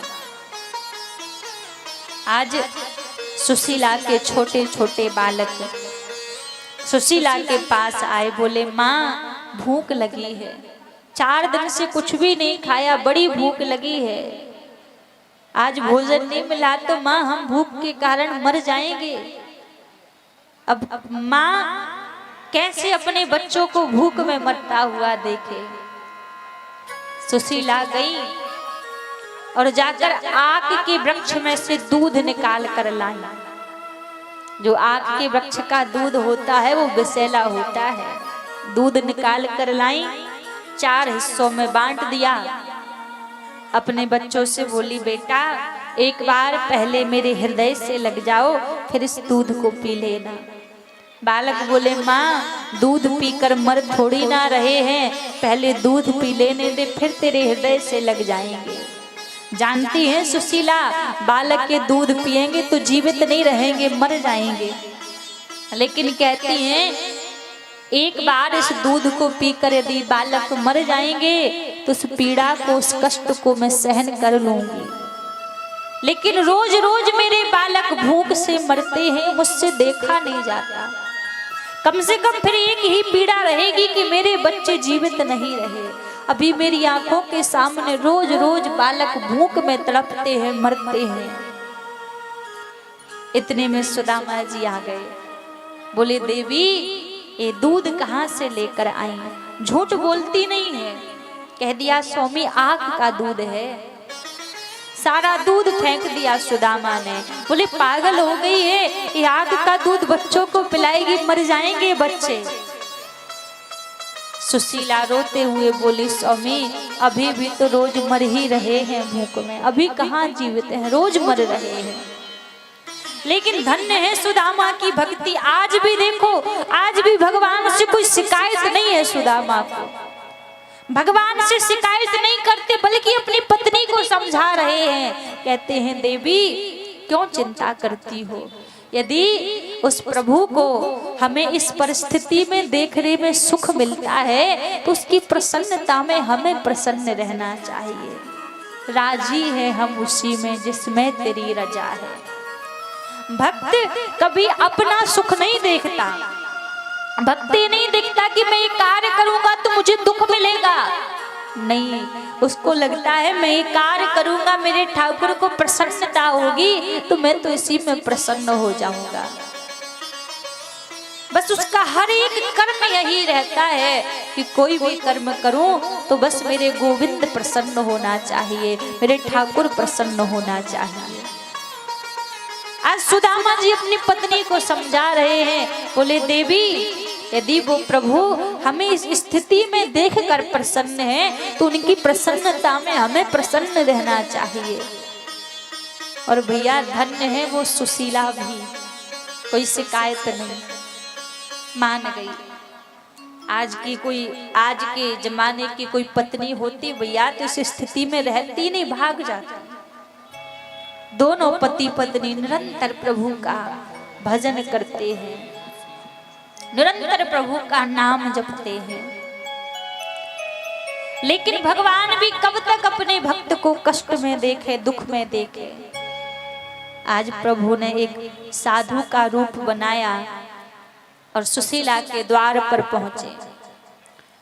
सुशीला के द्वार पर जाकर आवाज लगाई, भिक्षा। सुशीला घर से बाहर आई, हाथ जोड़कर बोली, हे साधु महाराज, हम आपको भिक्षा नहीं दे सकते, क्योंकि हमारे घर में एक कन्या ने जन्म लिया है, हमारे घर में सूरतक फैला हुआ है, इसलिए हम आपको भिक्षा नहीं दे सकती। संत बोले, कौन सी कन्या ने जन्म लिया है? सुशीला बोली, महाराज, हमारे घर में गरीबी रूपी कन्या ने जन्म लिया है। कभी आपका मन नहीं करता उनके दर्शनों का? सुदामा बोले, देवी, जिसका मित्र द्वारिकाधीश की तरह हो, कैसे उसका मन नहीं करेगा? दर्शन को नैना तपे, बचन सुन के जीवन प्राण। मन तड़पता है दर्शनों के लिए, लेकिन उसकी और हमारी बरापुरी की ओर जा रहे हैं। देखा नहीं है किस और द्वारिकापुरी है, बस चले जा रहे हैं।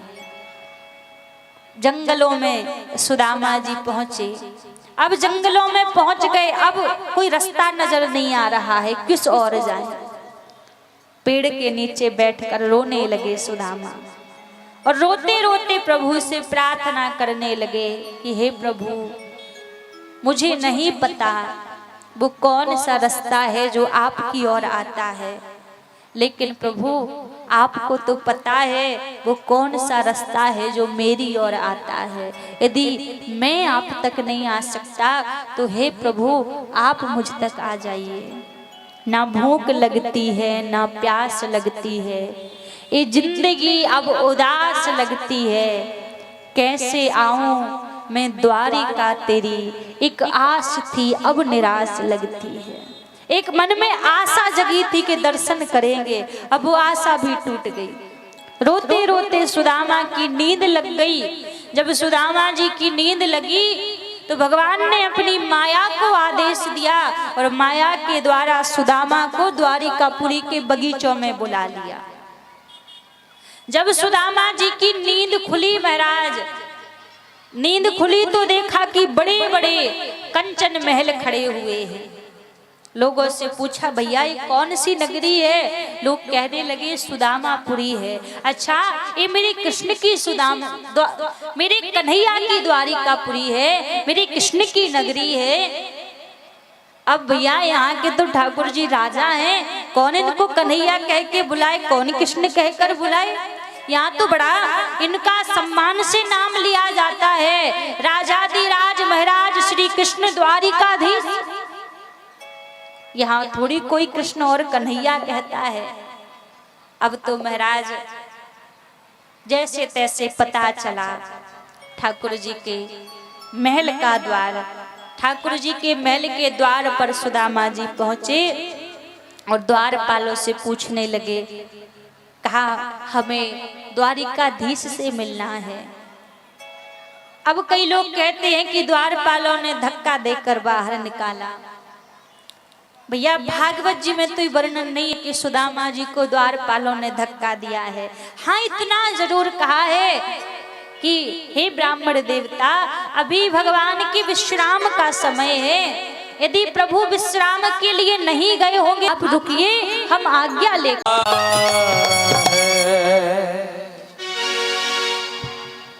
द्वारपाल प्रभु से जाकर कहने लगे, प्रभु एक ब्राह्मण देवता आपसे मिलने के लिए आए हैं, आज्ञा है।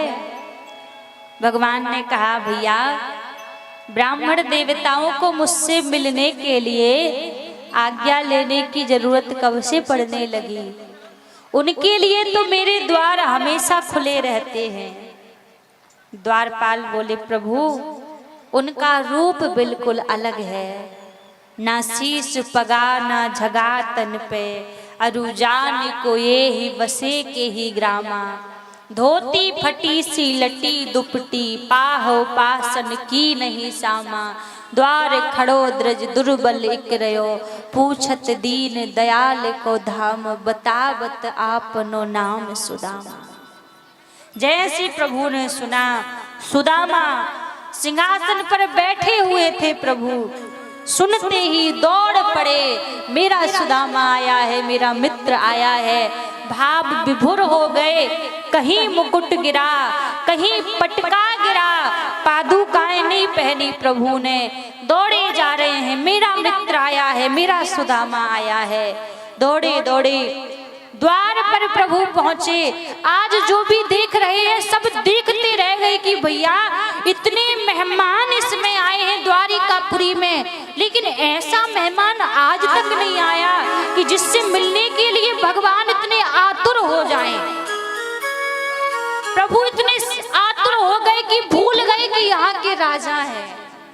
और जैसे पहुंचे प्रभु द्वार पर पहुंचे, सुदामा को अंकों में भर लिया, हृदय से लगा लिया, हृदय से लगा लिया, अंदर लेकर आए। अपनी सिंहासन पर सुदामा को बिठाया प्रभु ने। जब अपनी सिंहासन पर बिठाया, रुक्मणी से कहा, देवी जल लेकर आओ, ब्राह्मण देवता के चरणों को धोना है। रुक्मणी अंदर गई जल लेने के लिए, जल लेकर नहीं आ पाई। प्रभु इतना रोए, अपने आंखों के अश्रुओं से आज प्रभु ने सुदामा के चरणों को धो दिया। देखी सुदामा की दीन दशा, करुणा करके करुणा निधि रोए, पानी परात को पात छुओ नहीं, नैनन के जल सो पग धोए। अपने अश्रुओं से प्रभु ने आज सुदामा जी के चरणों को धो दिया। सब देख रहे हैं, सुदामा के चरणों में कांटे लगे थे। ठाकुर जी अपने मुख से वो कांटे निकालने लगे। सुदामा बोले, अरे कन्हैया तुम क्या कर रहे हो, तुम मेरे चरणों से तुम कांटे निकाल रहे हो। सब देख रहे हैं भैया, ये जो आज एक ब्राह्मण देवता के चरणों में बैठा है, ये सोने की द्वारिकापुरी का राजा है। सब देख रहे हैं, लेकिन ये बात सत्य है, भगवान अपने भक्त के लिए कुछ भी करते हैं। आज भक्त के लिए कौन राजा, कौन सोने की द्वारिकापुरी का मालिक? नहीं महाराज, यहाँ तो मित्रता से भी और ज्यादा करुणा का भाव प्रभु ने कर दिया। मित्रता के भाव में भी कोई चरण नहीं छूता है, लेकिन मित्रता से ज्यादा गंभीर भाव में प्रभु प्रवेश कर गए। चरणों के कांटे निकाल रहे हैं ठाकुर जी। जो देख रहा है मन ही मन सोच रहा है कि भैया इस ब्राह्मण ने कठोर तप किया होगा पूर्व के जन्म में, तभी तो करुणा कर रहे हैं इसके ऊपर, इतने अधीर हो रहे हैं। इसने कई जन्मों तक कठोर तप किया होगा, तभी तो प्रभु इतने अधीर हो चुके हैं। भोजन इत्यादि हुआ, विवाह की बात चली, ठाकुर जी ने सभी रानियों से भेंट करवाई। पूछा, सुदामा क्या तुम्हारा भी विवाह होगा? कन्हैया मेरा भी विवाह हो। सुदामा को स्वर्ग का राज, तुझे अधिक मेरे पास तेरे विवाह की पत्रिका लेकर आया था। आज भगवान को बड़ा क्रोध आ गया रुक्मणी जी पर, और रुक्मणी से बैठने योग्य नहीं है, तू भक्त भगवान के बीच में आई है। रुक्मणी ने भाव बदल दिया, प्रभु सारा प्रसाद आप ही पा जाओगे, कुछ हमें भी तो मिलना चाहिए। चौथी मुट्ठी तंदुल रुक्मणी जी इत्यादि रानियों ने भोग लगाए। सुदामा कुछ दिन वहां पर रुके, और जब वहां से जाने लगे, आज जो नए वस्त्र ठाकुर जी ने सुदामा को पहनाए थे, जाते समय ठाकुर जी ने सुदामा से वो वस्त्र भी छीन लिए। सुदामा विचार कर रहे, मैं तो सोच रहा था कि ये तो इतना बड़ा राजा है, एक नई धोती यदि देवी देता तो क्या इसका बिगड़ जाता। जाते समय वो भी छीन ली, लेकिन सुदामा को पता नहीं है कि ठाकुर जी ने क्यों धोती छीनी है।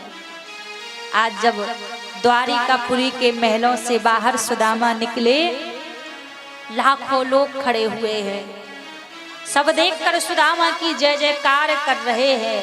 सब कहते हैं भैया इतने बड़े बड़े संत इस द्वारिकापुरी में आए हैं, खाली हाथ आते थे और पोटरी बांध बांध कर ले जाते थे।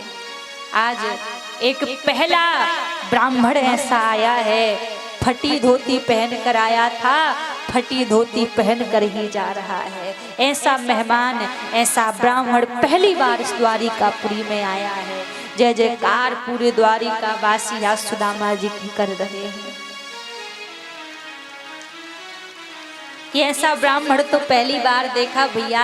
आज अब सुदामा जी को पता लगा कि कन्हैया ने क्यों धोती छीनी थी। यदि नई धोती पहन कर जाते तो द्वारिका वाले क्या कहते, अरे फटी धोती पहन कर आया था, नई धोती पहन कर जा रहा है।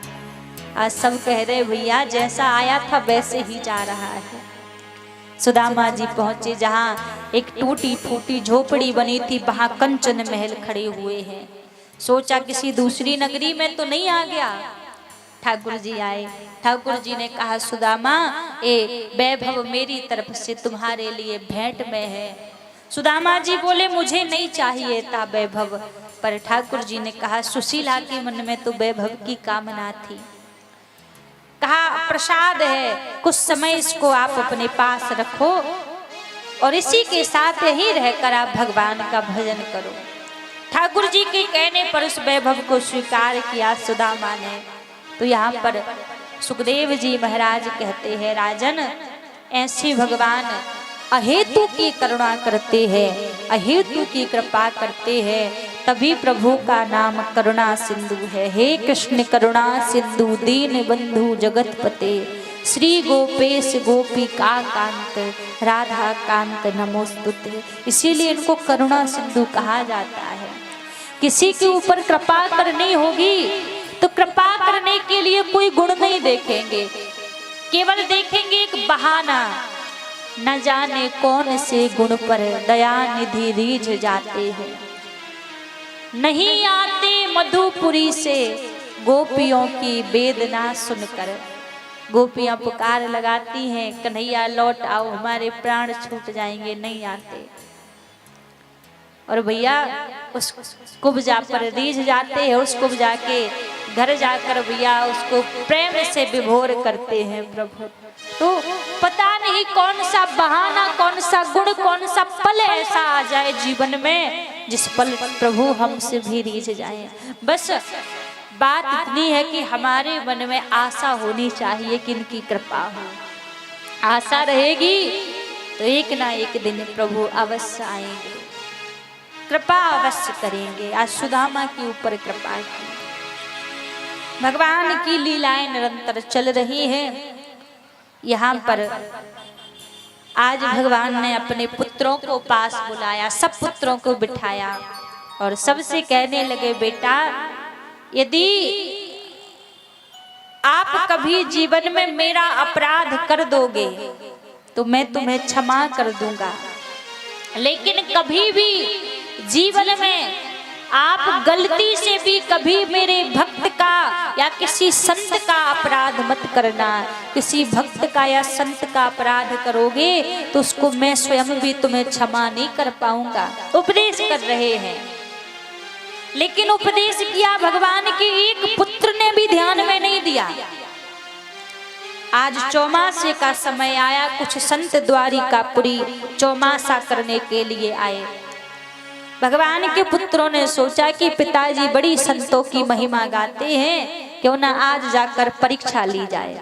तो क्या किया भगवान के पुत्रों ने, यहाँ सत्यभामा जी का एक पुत्र है, एक बालक है जो कन्या की तरह दिखता है। आज उसके पेट से कड़ाई बांध दी, उसको साड़ी पहना दी और साड़ी पहनाकर संत के निकट ले गए। कहने लगे महाराज ये तो बताइए हमारी बहू के गर्भ से बेटा जन्म लेगा या बेटी जन्म लेगी। संत बोले क्यों हंसी कर रहे हो, लौट जाओ यहाँ से, जाओ।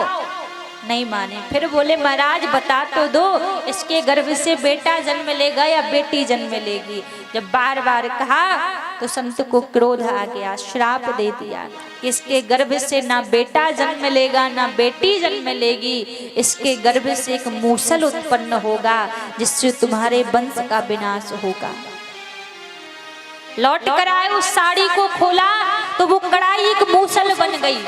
डर के कारण उस मूसल को पिसवा कर समुद्र में फेंकवा दिया।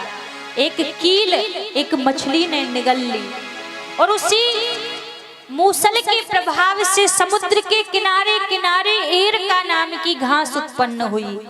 एक दिन भगवान के सभी पुत्र मंदरापान करके एक दूसरे से लड़ाई करने लगे और वही एरका नाम की घास उखाड़ उखाड़ कर एक दूसरे को मारने लगे।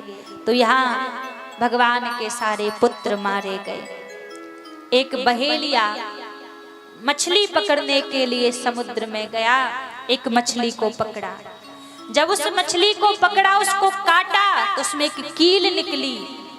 उस कील के द्वारा एक तीर बनाया, उस तीर को लेकर वन में शिकार खेलने के लिए आया। आज इसी वन में ठाकुर जी एक पेड़ के नीचे लेटे हैं और उद्धव जी से कह रहे हैं, उद्धव अब मेरा परम धाम जाने का समय आ गया है, मेरी लीला पूर्ण हो चुकी है, अब मैं परम धाम के लिए जाऊंगा। उद्धव जी ने कहा, प्रभु आपके जाने के बाद धर्म किसकी शरण में जाएगा? भगवान ने कहा, उद्धव मेरे जाने के बाद धर्म संतों और ब्राह्मणों की शरण में जाएगा, वही इसकी रक्षा करेंगे। उपदेश कर रहे थे ठाकुर जी उद्धव के लिए। उसी समय बहेलिया आया शिकार खेलने के लिए। ठाकुर जी लेटे हैं।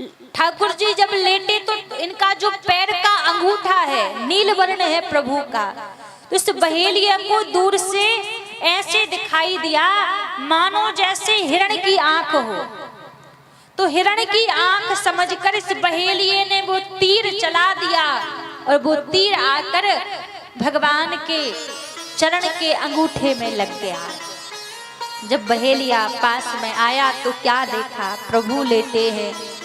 रोने लगा, क्षमा मांगने लगा, प्रभु अपराध हो गया, मुझे पता नहीं था आप यहाँ हैं।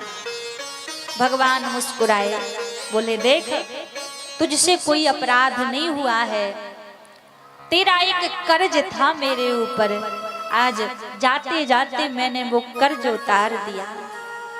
मैं किसी का कर्ज नहीं रखता। ये जो बहेलिया था ये पूर्व के जन्म में बाली था और भगवान राम ने छिपकर बाण मारा था। तो प्रभु बोले तेरा कर्ज मेरे ऊपर चढ़ चुका था, आज तूने भी मुझे बाण मार दिया, मैंने तेरा कर्ज उतार दिया, जाते जाते तेरा कर्ज भी उतार दिया। उसी समय भगवान के देह से एक दिव्य तेज निकला और वही तेज श्रीमद् भागवत कथा में व्याप्त हो गया। इसीलिए कहते हैं मानो भगवान कभी इस धरा धाम को छोड़कर गए ही नहीं। भागवत के रूप में, शब्दों के स्वरूप में आज भी प्रभु हमारे साथ हैं। मंदिर में जो दर्शन करते हैं वो श्री विग्रह का दर्शन करते हैं और भागवत में जो दर्शन करते हैं वो शब्द स्वरूप का दर्शन करते हैं। तो ठाकुर जी कभी इस धरा धाम को छोड़कर नहीं गए, शब्द स्वरूप में आज भी प्रभु हमारे साथ हैं। फिर सुखदेव जी महाराज ने आगे दत्तोत्रय जी के 24 गुरुओं का वर्णन राजा परीक्षित को सुनाया। फिर अंत में कलयुग के दोषों का वर्णन सुनाया। इस कलयुग में दोष ही दोष भरे हुए हैं। इस कलयुग में यदि कोई गुण है तो एक ही गुण है, हरेर नाम हरेर नामई केवलम कलौ नास्तेव नास्तेव गति अन्यथा। और युगों में जब व्यक्ति जाता तो मुक्ति प्राप्त करने के लिए तपस्या करनी पड़ती, ध्यान करना पड़ता। लेकिन ये कलयुग का परम प्रताप है, यहाँ तप नहीं करना पड़ता, ध्यान नहीं करना पड़ता, यहाँ बस कर से कर्म करहूं विधि नाना, मन राखहूं जहाँ कृपा निधाना। कर्म करते चलिए, बस मन में प्रभु को बिठा कर रखिए और मुख पर प्रभु का नाम रखिए। बस आपके मुख पर प्रभु का नाम रहेगा, हरि का नाम आपके मुख पर रहेगा, 24 घंटे प्रभु के नाम का सुमरन होता रहेगा। तो बस इसी से कलयुग में आए जीव का उद्धार हो जाएगा। यहाँ कोई साधन तप नियम संयम की जरूरत नहीं है। और युगों में जरूरत पड़ती थी हजार हजार वर्ष तपस्या करने की, लेकिन एक कलयुग का सबसे अच्छा गुण है। फिर भी लोग कहते हैं भैया कलयुग में थोड़ी ना भजन होता है। संत कहते हैं कलयुग जैसा दूसरा कोई युग नहीं होगा।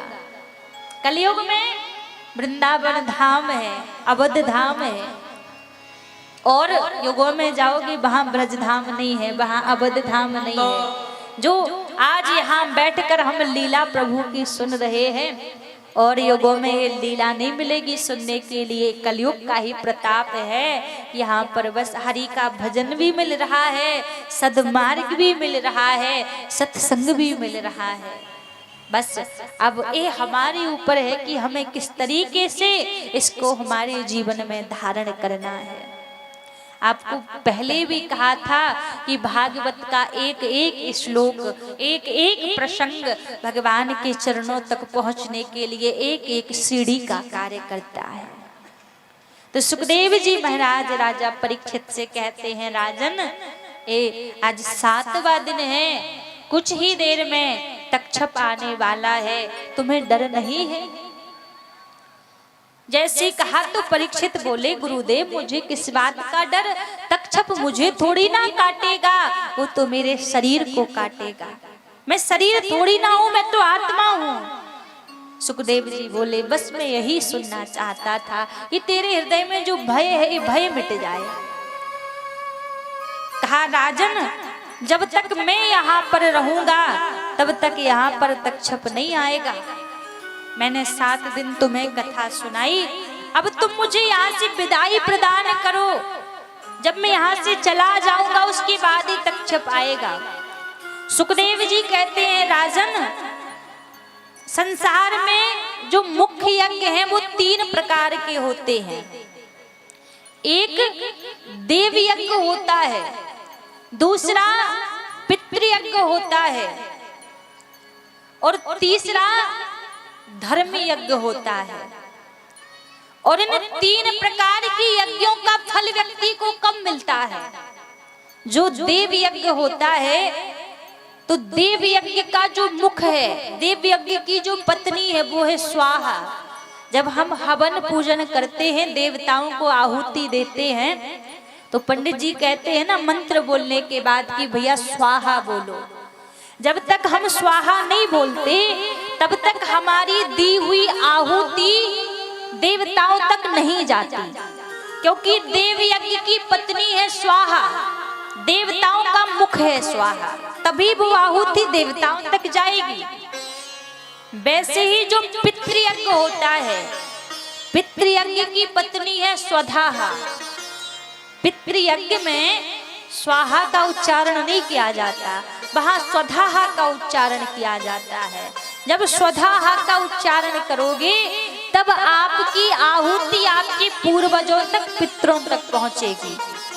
और जो धर्म यज्ञ है, धर्म यज्ञ की पत्नी है दक्षिणा। आप कोई छोटी सी पूजा करवाएं या कोई बहुत बड़ी पूजा करवाएं, उसके बाद जब तक आप इच्छा स्वरूप आप दक्षिणा प्रदान नहीं करोगे तब तक आपको धर्म यज्ञ का फल प्राप्त नहीं होगा। तो सुखदेव जी ने कहा, राजन 7 दिन हमारा जो धर्म यज्ञ चला है, आपने जो कथा सुनी है, इसके बदले में विदाई में जब तक आप मुझे दक्षिणा प्रदान नहीं करोगे तब तक इसका फल आपको नहीं मिलेगा। तो आप विदाई स्वरूप में मुझे दक्षिणा दीजिए। जैसे ही कहा, राजा परीक्षित तो गदगद हो गए, महाराज प्रसन्न हो गए, हाथ जोड़कर बोले, गुरुजी ये बढ़िया किया जो आपने दक्षिणा मांग ली। हमारे पास देने के लिए, मेरे पास दक्षिणा में कुछ भी नहीं है। जो राज वैभव था वो मैं पहले ही छोड़ आया। मेरे पास कुछ भी नहीं है देने के लिए, लेकिन मेरे पास एक चीज बाकी है देने के लिए। क्या? परीक्षित बोले गुरुदेव मेरे पास दक्षिणा में देने के लिए मेरा मन है, और मैं चाहता हूं कि जाते जाते आप दक्षिणा स्वरूप में मेरे इस मन को स्वीकार कीजिए।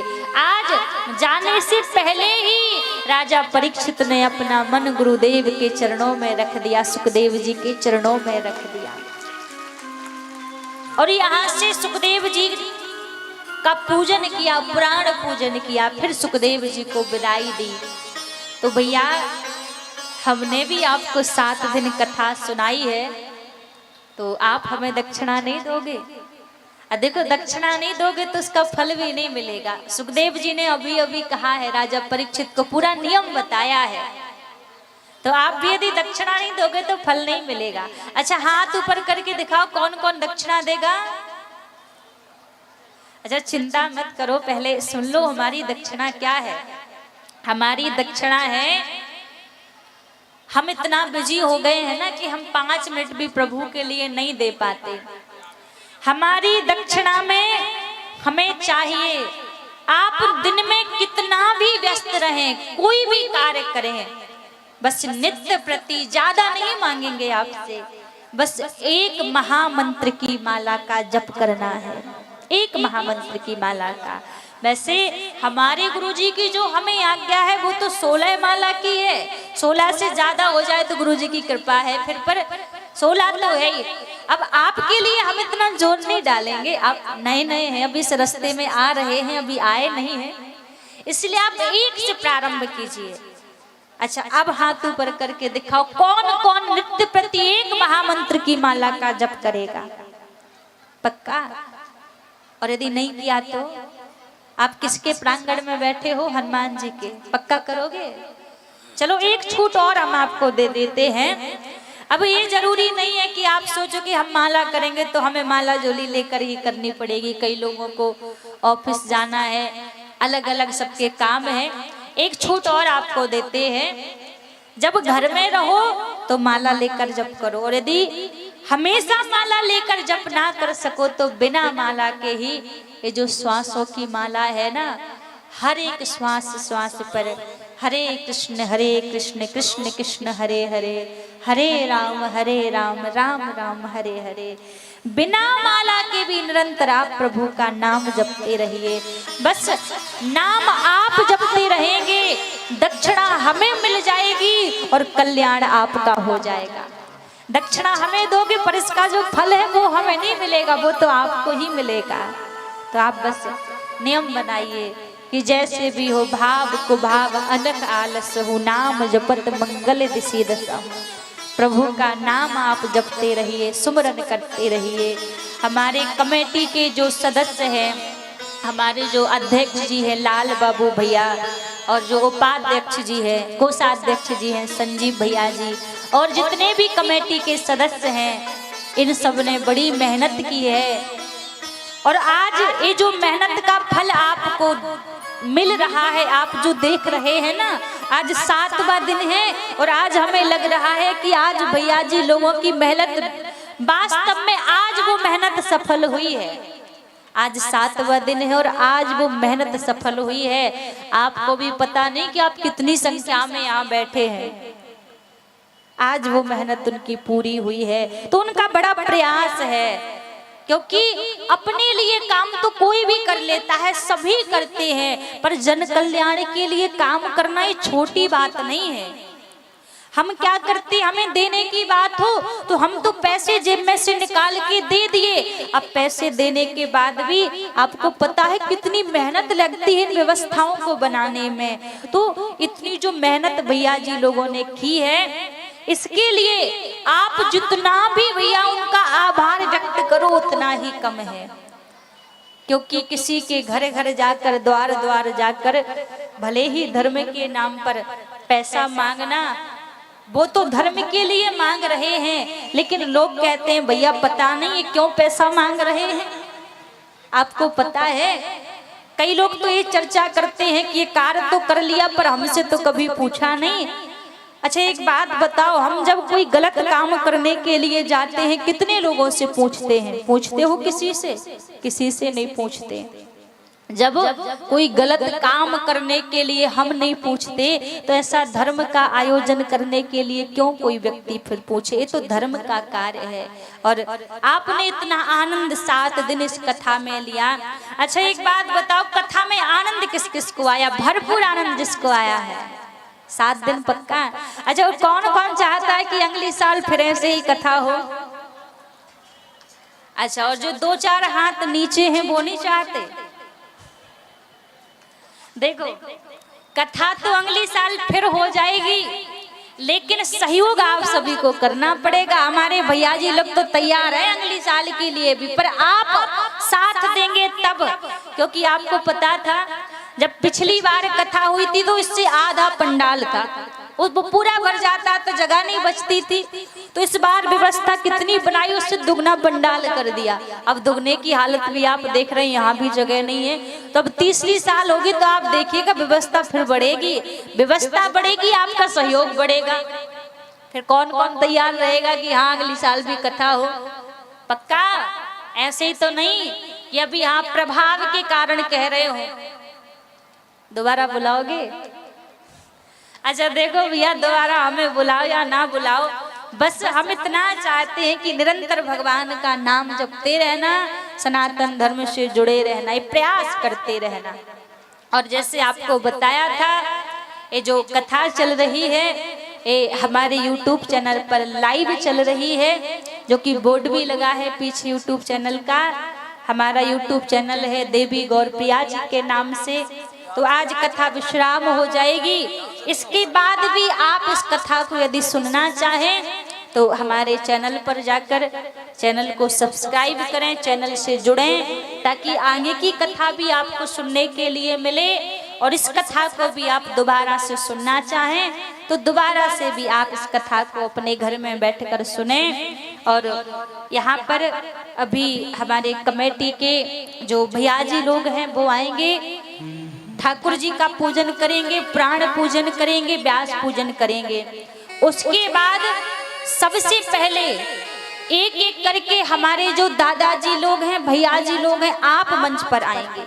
ध्यान दीजिएगा, कोई माता जी नहीं आएंगी पहले।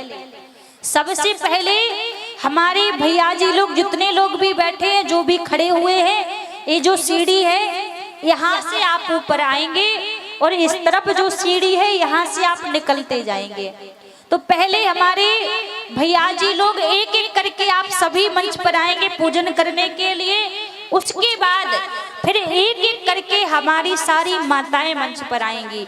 और घबराइएगा मत, आज सबको आने के लिए मिलेगा, बस ध्यान रखिएगा कि व्यवस्था ना बिगड़े। क्योंकि व्यास पूजन के बाद यहाँ से हम आप सभी को होली महोत्सव का आनंद लेने का सौभाग्य मिलेगा। कल तो विवाह था तो ज्यादा आनंद नहीं ले पाए होली का, इसलिए अलग से आज होली का उत्सव रखा गया है। व्यास पूजन के बाद ठाकुर जी का बड़ा सुंदर स्वरूप हमारे बीच में आएगा।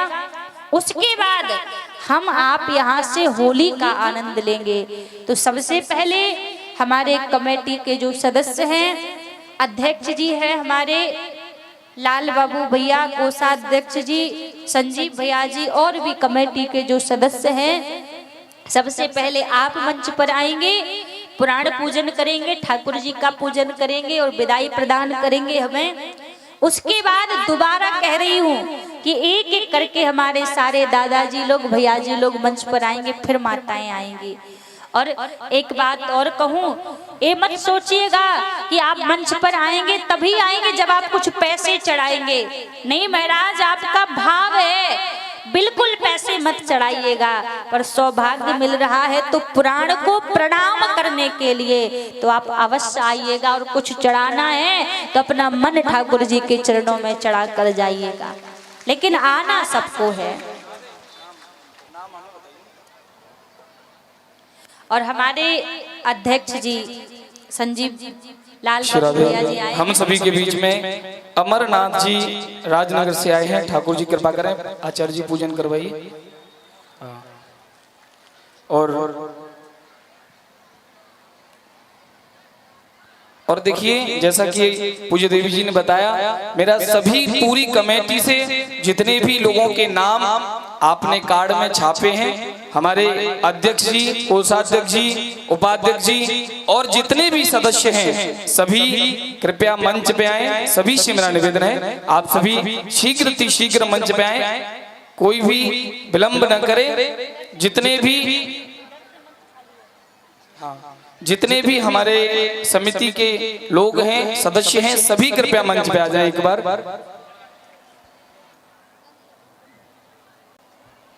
हमारे संजीव पूर्वे जी अगर हमारी आवाज सुन रहे हो तो हमारा निवेदन है कृपया शीघ्र आए। संजीव पूर्वे जी, हमारा निवेदन है कृपया शीघ्र करें, कोई विलंब न लगाएं, शीघ्र पधारें संजीव पूर्वे जी। उसके बाद में हमारे जितने भी भैया जी लोग हैं सभी को आज मंच पे और प्राण पूजन करने के लिए मिलेगा।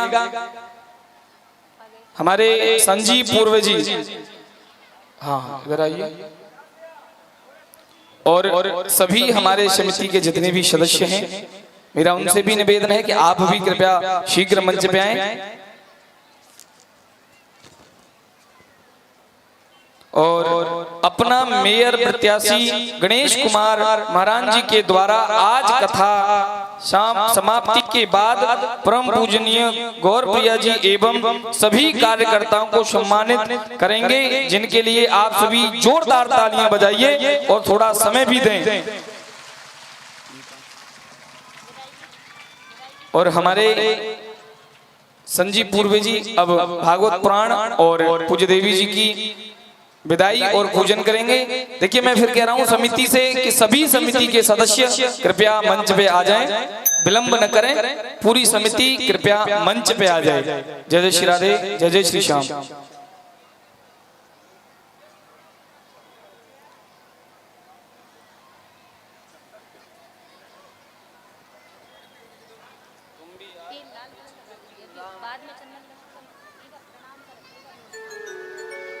रहने दीजिए महाराज जी।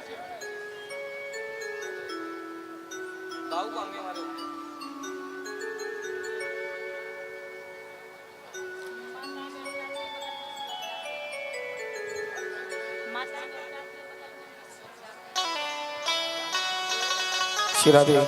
आइए अब हमारे एक एक करके समिति के सभी लोग भागवत महापुराण पूजन करेंगे और उसके बाद में हमारे सभी यजमान पूजन करेंगे। हाँ हाँ, एक एक करके अभी सब आचार्य जी इसको रख दीजिए, केवल पुष्प हाथ में दीजिए और पूजन करवाएं। शीघ्र करिए सभी से, हाँ इतना समय नहीं है। हाँ एक एक करके सभी को पुष्प और चावल समर्पित करवाएं। सभी चरण स्पर्श करते चलें, भागवत महापुराण का पूजन करते चलें।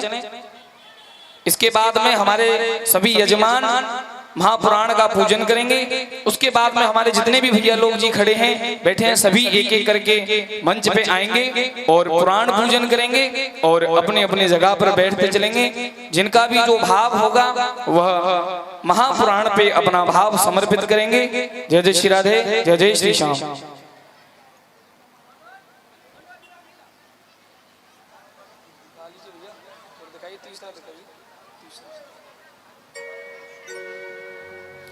हो राम का नाम लेकर जो मर जाएंगे, वो अमर नाम दुनिया में कर जाएंगे।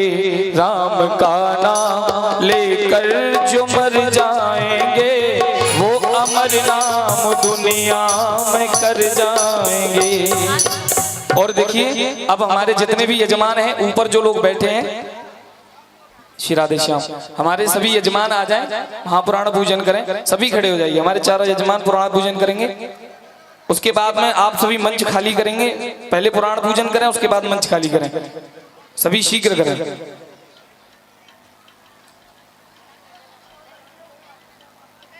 शीघ्र सभी हमारे यजमान पूजन करेंगे। उसके बाद में यह मंच आप सभी खाली कर देंगे, नीचे बैठेंगे। हाँ, हो राम का नाम लेकर जो मर जाएंगे, वो अमर नाम दुनिया में कर जाएंगे। राम का नाम लेकर जो मर जाएंगे, कर जाएंगे, राम का नाम लेकर जो मर जाएंगे, वो अमर नाम दुनिया में कर जाएंगे। ये न पूछो कि मर कर किधर जाएंगे,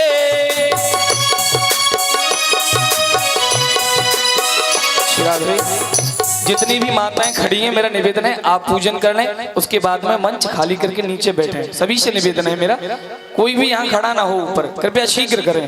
हो राम का नाम लेकर जो मर जाएंगे, वो अमर नाम दुनिया में कर जाएंगे।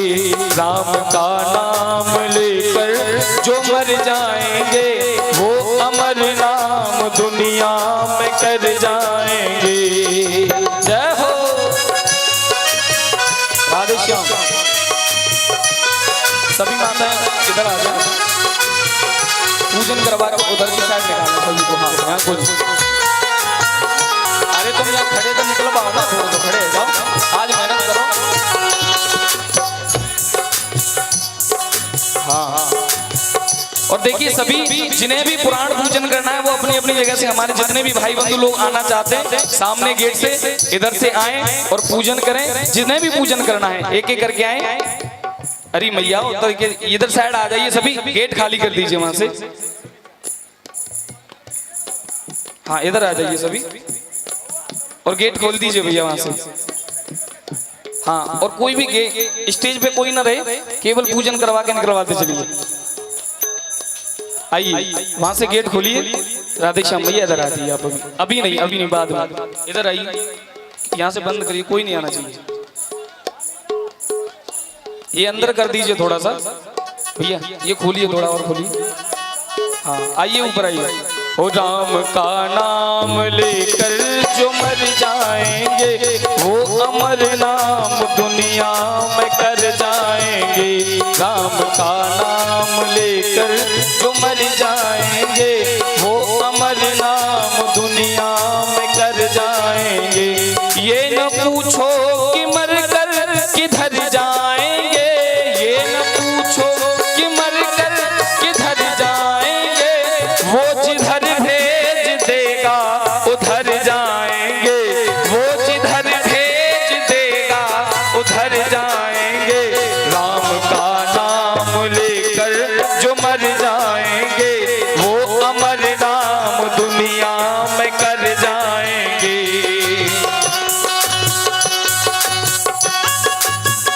सभी निकलते चले शीघ्र।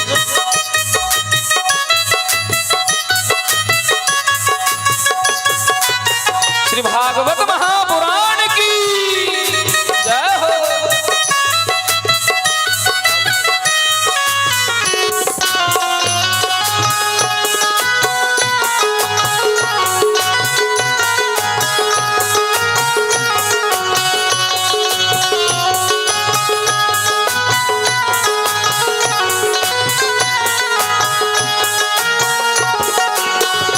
टूट जाए न माला हरि नाम की, पीछे मत लौटो। टूट जाए न माला हरि नाम की, टूट जाए वरना अनमोल मोती बिखर जाएंगे, वरना अनमोल मोती बिखर जाएंगे। राम का नाम लेकर जो मर जाएंगे, वो अमर नाम दुनिया में कर जाएंगे। राम का नाम लेकर जो मर जाएंगे, वो अमर नाम दुनिया में कर जाएंगे। रुकिए सुनिए, देखिए मैया सभी माताओं को बुलाया जाएगा, लेकिन निवेदन है कि पहले पुरुष वर्ग हमारे जितने भाई बंधु हैं उन्हें आ जाने दिए, उसके बाद माताओं का नंबर है। एक जन यहाँ खड़े हो जाइए भैया, इस गेट को बंद करिए। हो राम का नाम लेकर जो मर जाएंगे, वो अमर नाम दुनिया में कर जाएंगे। राम का नाम लेकर जो मर जाएंगे, वो अमर नाम दुनिया में कर जाएंगे। जय हो।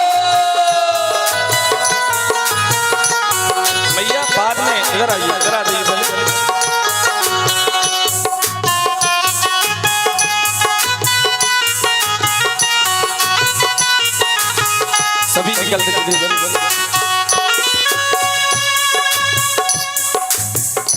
ये न पूछो कि मर कर किधर जाएंगे, ये न पूछो कि मर कर किधर जाएंगे, ये न पूछो कि मर कर किधर जाएंगे, वो जिधर भेज देगा उधर जाएंगे, वो जिधर भेज देगा उधर जाएंगे। राम का नाम लेकर जो मर जाएंगे वो अमर नाम दुनिया में कर जाएंगे। राम का नाम लेकर जो मर जाएंगे वो अमर नाम दुनिया में कर जाएंगे।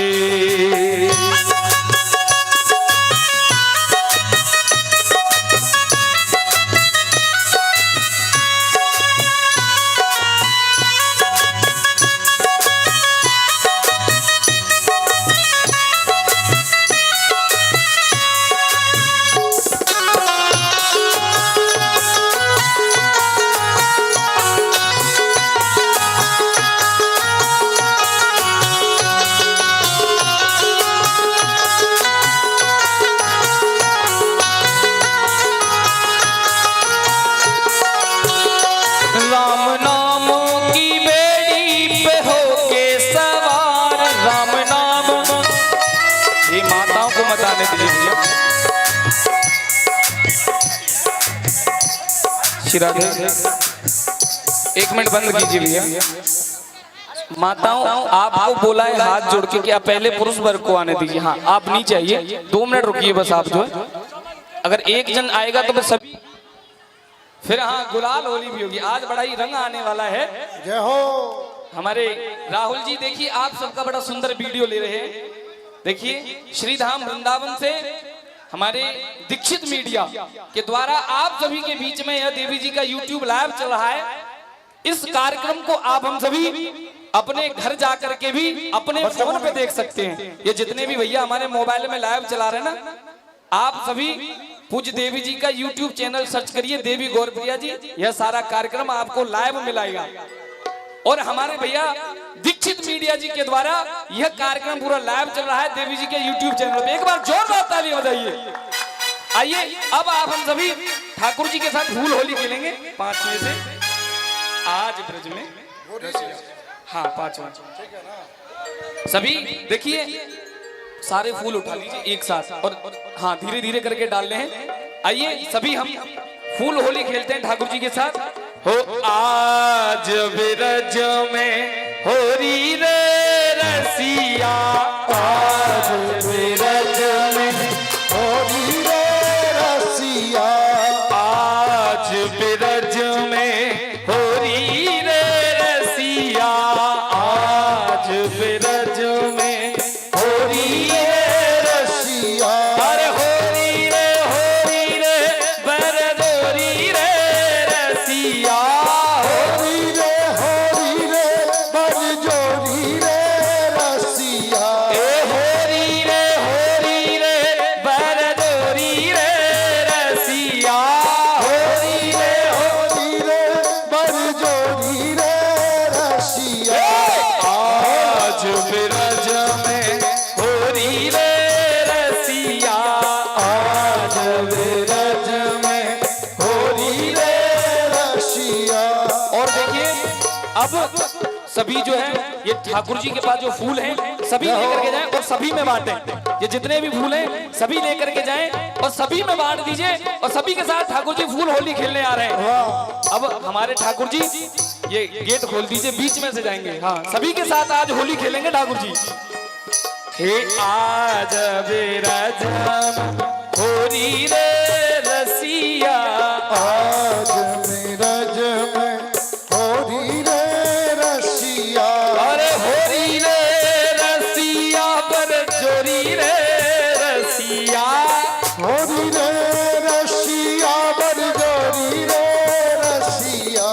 आज ब्रज में होरी रे रसिया, आज ब्रज में होरी रे अरे रसिया। श्याम एक मिनट रुकिए भैया, रुकिए रुकिए रुकिए।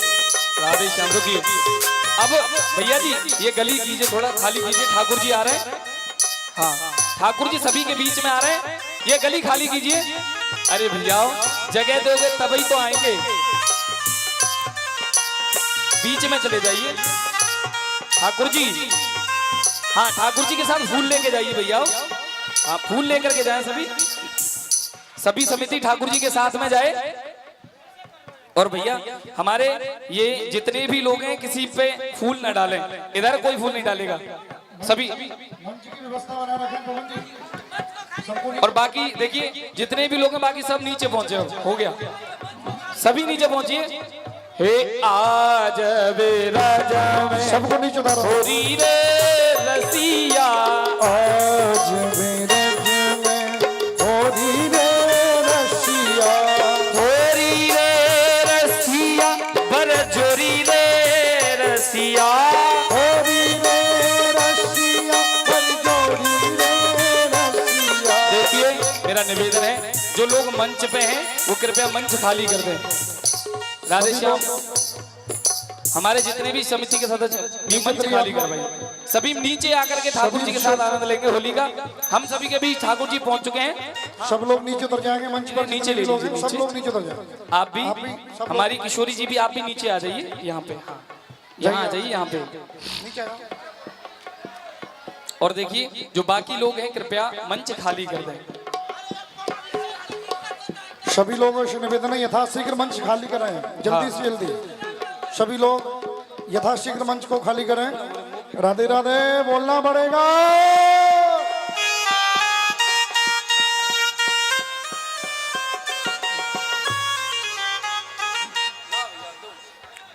सभी लोग जल्दी उतरे भैया। हाँ सब लोग नीचे उतर जाएंगे। बोलो होरी के रसिया की।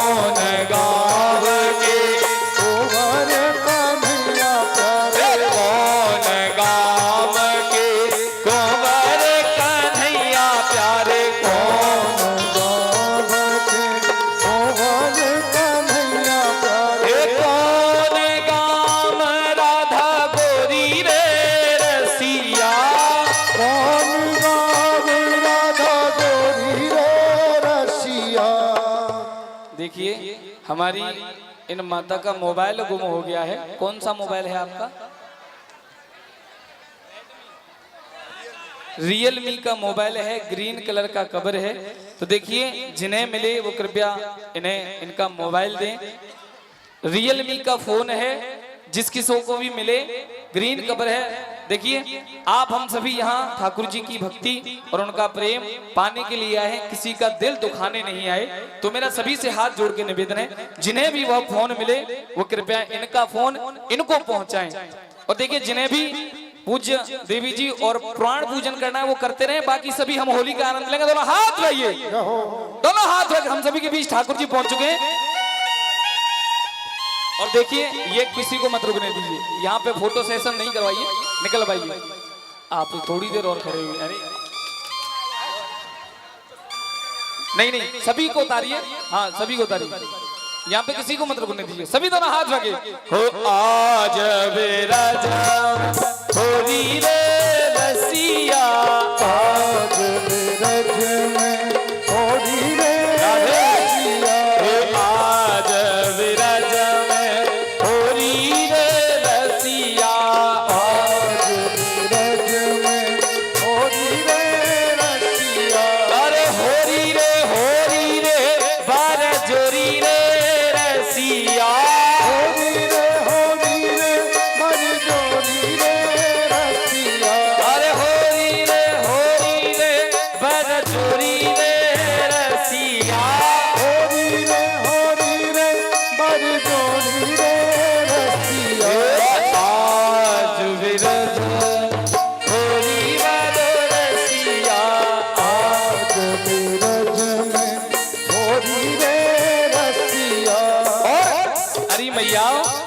खड़े है तो काम ना चलो।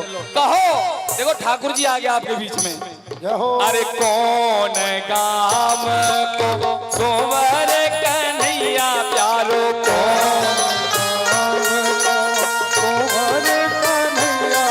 कौन गाँव को गोवर कन्हैया प्यारो, कौन गाँव को गोवर कन्हैया प्यारो। अरे कौन गाँव राधा गोरी रे रसिया, कौन गाँव राधा गोरी रे रसिया। कौन गाँव को कनुआ कारो, कौन गाँव को कन्हुआ तारो। हो परेशान की राधा गोरी रे रसिया, शान की राधा गोरी रे रसिया। परेशान की राधा गोरी रे रसिया, अमर शान की राधा गोरी रे रसिया। आज बिरज में गोरी रे रसिया, आज बिरज में होरी रे रसिया। आज बिरज में होरी रे रसिया, आज बिरज में होरी रे रसिया। होरी रे जोरी रे रसिया। होरी रे वर गोरी रे रसिया।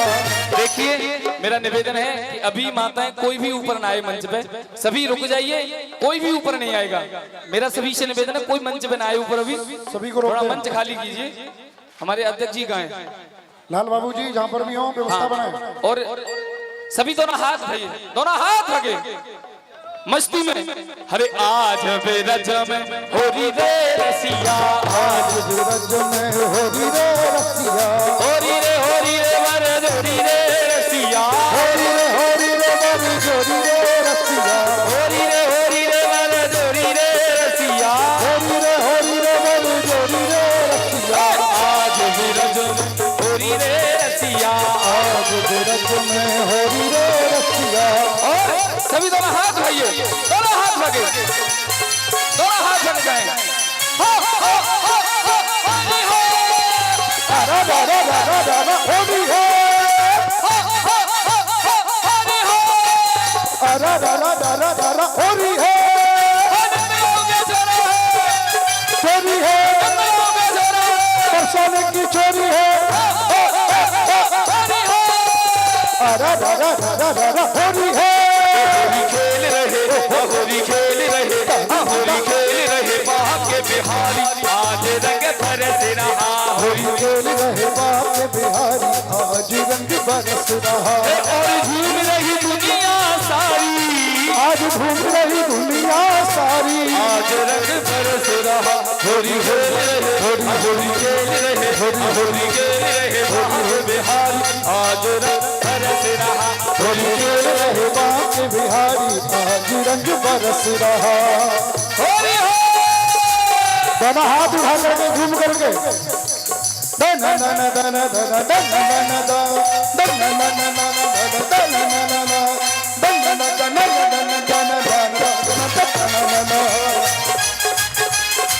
राधे राधे।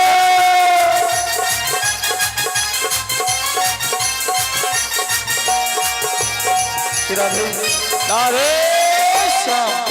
देखिए हम सभी के बीच में गणेश कुमार महाराज जी पधारे हैं और वह पूज्य देवी जी और ठाकुर जी से आशीर्वाद प्राप्त करेंगे। हमारे बीच में गणेश कुमार महाराज जी पधारे, एक बार जोरदार तालियों से स्वागत करें गणेश कुमार महाराज जी का। हम सभी के बीच में पधारे हैं। आपको होली की हार्दिक शुभकामनाएं। ये माताओं को रोक लीजिए भैया, 2 मिनट आप सभी रुक जाएं। हाँ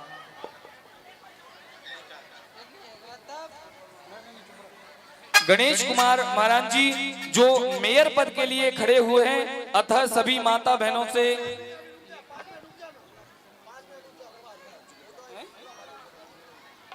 माता बहनों भाइयों से निवेदन है कि आप सभी अपार प्रेम और स्नेह आशीर्वाद देकर उनको विजयी बनाएं।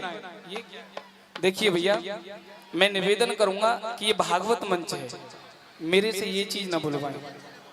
हाँ, मुझे ये गलत चीज है ये मतलब। मैं ये निवेदन कर सकता हूं कि सभी अपना प्रेम और आशीर्वाद दें। ठाकुर जी आप पर सदैव कृपा दृष्टि बनाए रखें, आशीर्वाद बनाएं।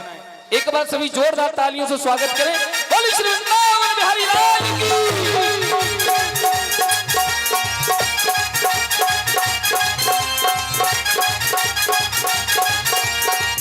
हरि हर।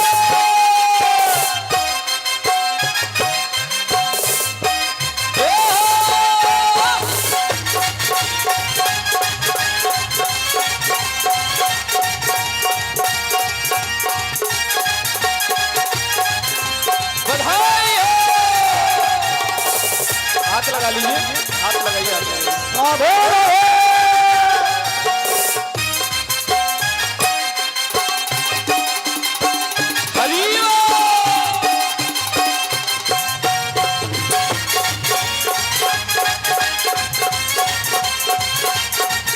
और देखिए राधे श्याम, पीछे सब लोग थोड़ा सा 1 मिनट आगे से जगह दीजिए। हमारे बीच में गणेश महाराज जी ने पूज्य देवी जी का स्वागत किया। एक बार सभी दोनों हाथ रख जोरदार तालियों से स्वागत करें। अब देखिए हरि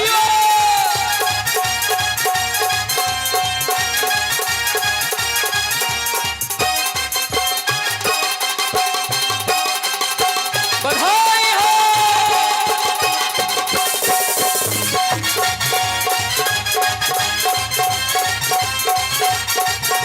ऐसे नहीं, दोबारा एक बार सभी हाथ उठाइए। इतना अच्छा हमारे भैया बजा रहे हैं। दोनों हाथ लगे, दोनों हाथ लगे, दोनों हाथ उठाएं और सभी मस्ती में झूमते हुए 1 2 1 2 3 4।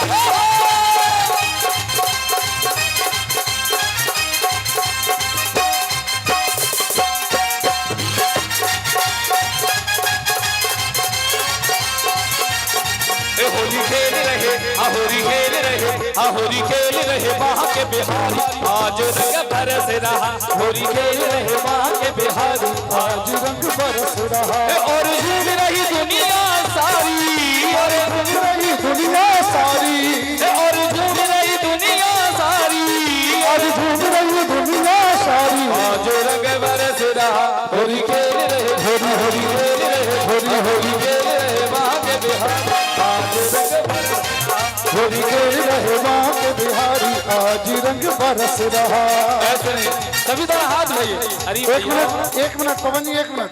जितने लोग मंच पर हैं सब नीचे जाएं भैया, सभी लोग नीचे जाएंगे जी। सब लोगों से निवेदन है सब नीचे जाएं। हाँ, बाकी सभी लोग चले जाएं। हमारे अध्यक्ष जी और समिति के कुछ लोग इसमें सहयोग करें। बाकी सभी दोनों लोग, सभी लोग हाथ उठाइए, उठा करके पीछे तक। देखिए मात्र कुछ समय का आनंद है, उसके बाद तो परमानंद है। सभी दोनों हाथ उठाएं, दोनों हाथ रखे और मेरे साथ में सभी को गूंदना है। दोनों हाथ उठाएं।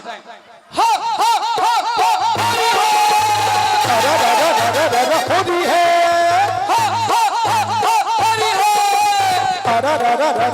होली है। बोलो यार, हाँ, बरसाने की चोरी है, बरसाने की चोरी है। होली है, खेल रहे, होली खेल रहे, होली खेल रहे वहाँ के बिहारी, आज रंग बरस रहा। होली खेल रहे वहाँ के बिहारी, आज रंग बरस रहा। और झूम रही दुनिया सारी, और झूम रही दुनिया सारी, और झूम रही दुनिया सारी, और झूम रही दुनिया सारी। आज रंग बरस रहा। होली खेल रहे, होली खेल रहे, होली खेल रहे वहाँ के बिहारी, बरस रहा। होली खेल रहे वहाँ के बिहारी, आज रंग बरस रहा।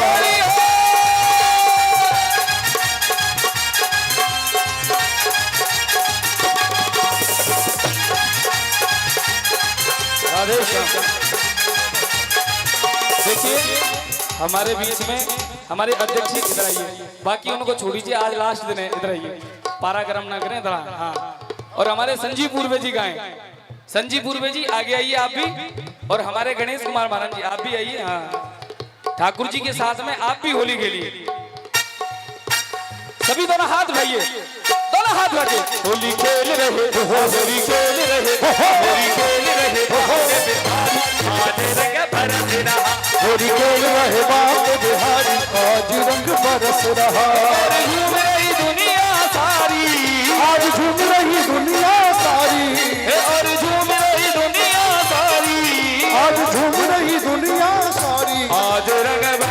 रहा होरी खेल रहे होरी होरी खेल रहे होरी होरी खेल रहे वहाँ के बिहारी आज रंग बरस रहा होरी खेल रहे वहाँ के बिहारी आज रंग बरस रहा। और सभी दोनों हाथ उठाएं, दोनों हाथ उठाइए एक बार, सभी दोनों हाथ उठाएं और सभी कूदेंगे, दोनों हाथ उठाएं। हो होरी हो रा रा रा रा रा रा होरी है होरी हो रा रा रा रा रा रा रा होरी है बरसाने की चोरी है बरसाने की चोरी है रा रा रा रा रा रा रा होरी है रा रा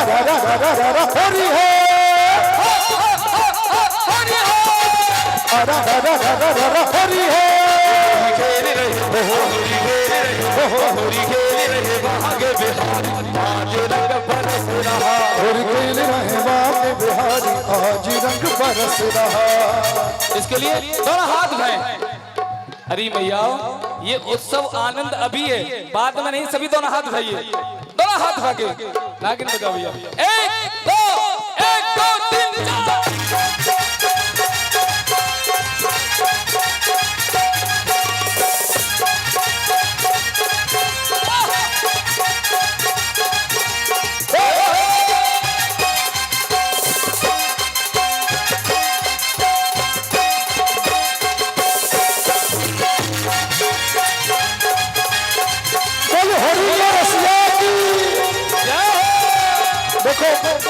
एक मिनट पवन जी, एक मिनट। हमने सुना कि यहाँ के लोग उछलते बहुत ज्यादा हैं। उछलना किस किस को आता है? सबको आता है। और कौन कौन उछलेगा?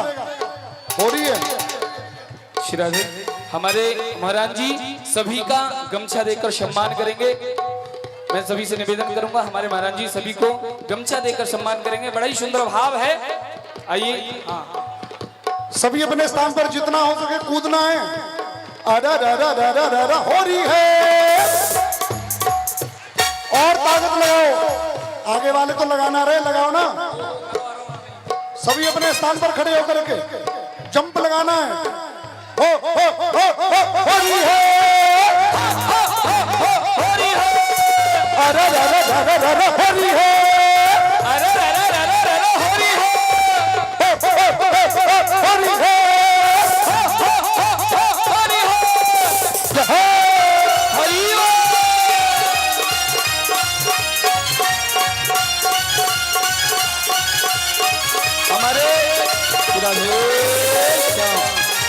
हमारे गणेश महाराज जी अध्यक्ष जी का स्वागत कर रहे हैं।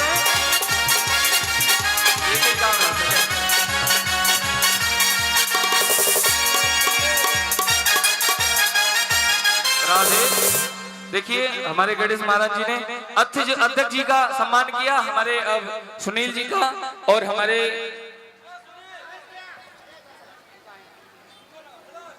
हमारे संजीव पूर्वे जी जहां भी हो कृपया आप भी मंच पे आए।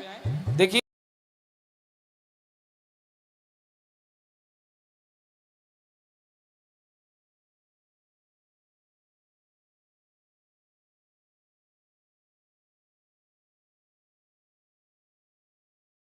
महाराज जी सभी का स्वागत करें, एक बार जोरदार तालियां बजाइए पूरी समिति का। और आइए सभी दोनों हाथ लगे, दोनों हाथ लगे। हो घेर लई सब गली रंगीली, घेर लई सब गली रंगीली, घेर लई रे सब गली रंगीली, घेर लई सब रंगी रंगीली। छाए रही छवि छटा छबीली, छायो ही सब छटा छबीली। गली रंगीली, रंगी रंगीली, गली रंगीली, रंगी रंगीली। छाए रही रे छवि छटा छबीली, छायो है सब छटा छबीली। खेल रहे वहाँ के बिहारी आज रंगे बरस रहा। होरी खेल रहे, होरी खेल रहे वहाँ के बिहारी आज रंग बरस रहा। मस्त में झूम रहे दुनियादारी, आज झूम रही दुनिया सारी। आज रंग बरस रहा। होरी खेल रहे, होरी खेल रहे, होरी खेल रहे वहाँ के बिहारी होरी खेल रहे वहाँ के बिहारी आज रंग बरस रहा। और जैसे ही ठाकुर जी हैं, राधे श्याम। जैसे ही ठाकुर जी ने गोपी को रंग लगाया, व्यवस्था। एक मिनट पवन जी, ये मंच कार्यकर्ता बहुत ज्यादा हैं, विघ्न कर रहे हैं। कार्यकर्ताओं से सिर्फ बोल दो 2-4 अध्यक्ष जी और कोषाध्यक्ष जी, उसके अलावा किसी की एंट्री ना करें। निवेदन है आपसे, जो सिर्फ स्वागत कर रहे हैं भैया, आपके साथ सिर्फ 2 लोग रहे। संजीव जी सिर्फ स्वागत कर रहे हैं, उनके साथ 2 लोगों को रोको, बाकी सबको नीचे उतार दो। सभी लोग नीचे उतर जाए भैया, सभी लोग नीचे उतर जाए। बार बार आपसे कहना पड़ रहा है। संजीव पूर्वे जी का गणेश कुमार महाराज जी स्वागत कर रहे हैं। आइए सभी दोनों हाथ उठाइए। ठाकुर जी जब गोपी को रंग लगा रहे तो गोपी क्या कह रही पता है? क्या कह रही?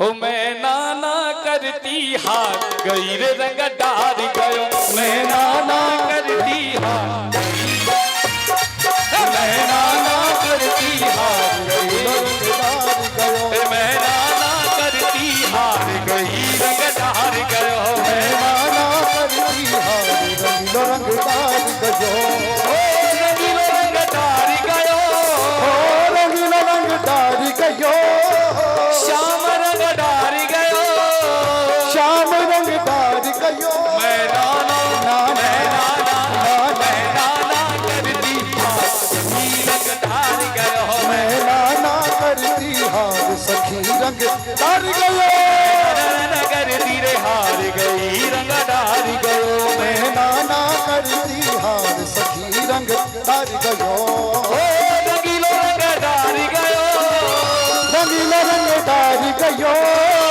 श्याम रंग डार गयो, श्याम रंग डार गयो। सभी दोनों हाथ उठाइए। इसके बाद आप हम सभी आरती की तरफ चलेंगे। दोनों हाथ उठाएं सभी।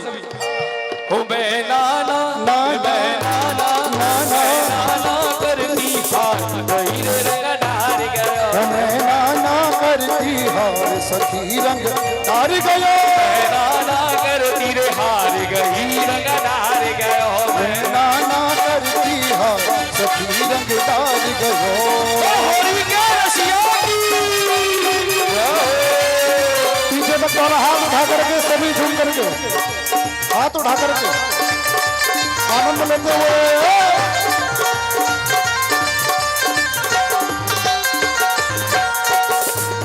और देखिए हमारे ब्रज में एक कहते हैं, सभी संत कहते हैं, होरी में लाज न कर गोरी होरी में। अगर आपने होली में भी ठाकुर जी के साथ में शर्म की लाज की तो आप संसार में ऐसी कोई जगह नहीं जहां आप लाज करवाएं। ए होरी में लाज न कर गोरी रे होरी में लाज कर गोरी होरी में लाज न कर गोरी होरी में लाज कर गोरी होरी में हम होरी में हाजी होरी में मैं होरी में लाज न कर गोरी होरी में लाज न कर गोरी रे होरी में लाज न कर गोरी होरी में लाज न कर गोरी रे होरी में लाज न कर गोरी होरी में। ओ मेरे गाल गुलाल लगाए गोरी मेरे पाके बिहारी लाल, मेरे गाल बगाल लगाए गोरे पाके बिहारी प्यारो, मेरे पाके बिहारी लाल रंगीलो राधा वल्लभ लाल, मेरे पाके बिहारी प्यारो प्यारो राधा वल्लभ प्यारो। देखिए आज ठाकुर जी फंसे गोपिन के बीच में। ये ठाकुर जी के लिए एक मोबाइल है, हमारे आचार्य जी मोबाइल गिफ्ट कर रहे हैं ठाकुर जी के लिए, लीजिए। जोरदार ताली नहीं बजाओगे क्या? अरे दोनों हाथ लगे। हो मेरे गाल गुलाल लगाए गए मेरे भाग्य बिहारी, मेरे गाल गुलाल भाग्य बिहारी प्यारे, बिहारी लाल मेरे भाग्य बिहारी लाल, मेरे भाग्य बिहारी लाला, मेरे भाग्य बिहारी लाला। पहले की कसक मिटाए गए मेरे भाग्य कसक मिटाए योरी मेरा बाप बिहारी लाला। देखिए सभी दोनों हाथ उठाइए। देखिए अब हम आरती की तरफ चल रहे हैं, उसके बाद में आरती करेंगे। सभी दोनों हाथ उठाएं, दोनों हाथ उठाइए आप भी। अरे तुम भी उठा लो मैया, सब हाथ उठाएंगे। दोनों हाथ रखे सबके। जय हो ठाकुर जी। एक दो तीन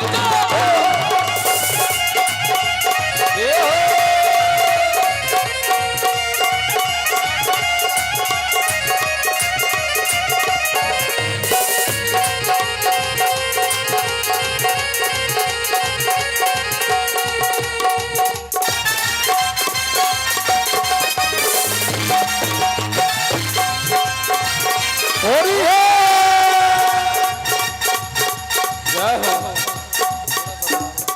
और देखिए हम सभी के बीच ठाकुर जी होली खेल रहे हैं, तो क्या कहा? अरे होली खेले है यदुवीरा होली खेले होरी खेले रघुवीरा अवध में होरी खेले रघुवीरा होली खेले रे यदुवीरा वे राजा में होली खेले यदुवीरा होरी खेले रघुवीरा अवध में होरी खेले रघुवीरा। मस्ती में झूम करके दोनों हाथ उठा करके पीछे तक आनंद लेते हुए होली का।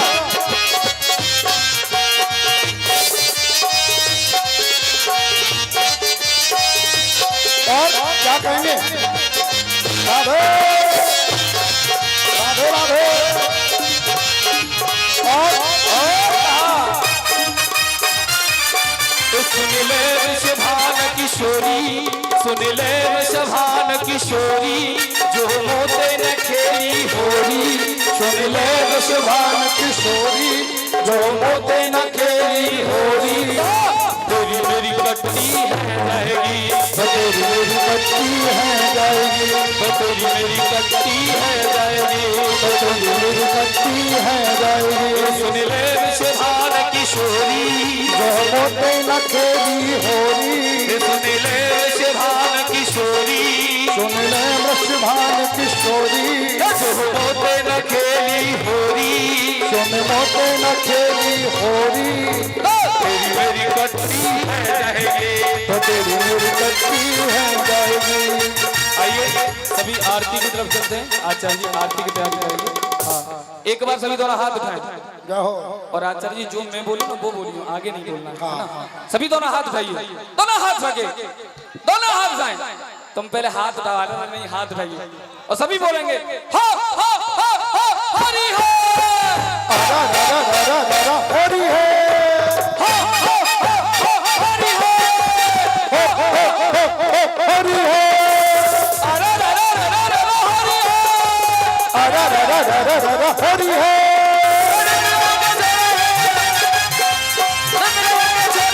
बरसाने की चोरी है, बरसाने की चोरी है।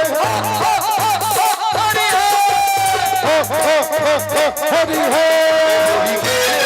अहोरी गे रहे, अहोरी गे रहे बाबे बिहारी होरी दिल रहवाग बिहारी आज रंग बरस रहा।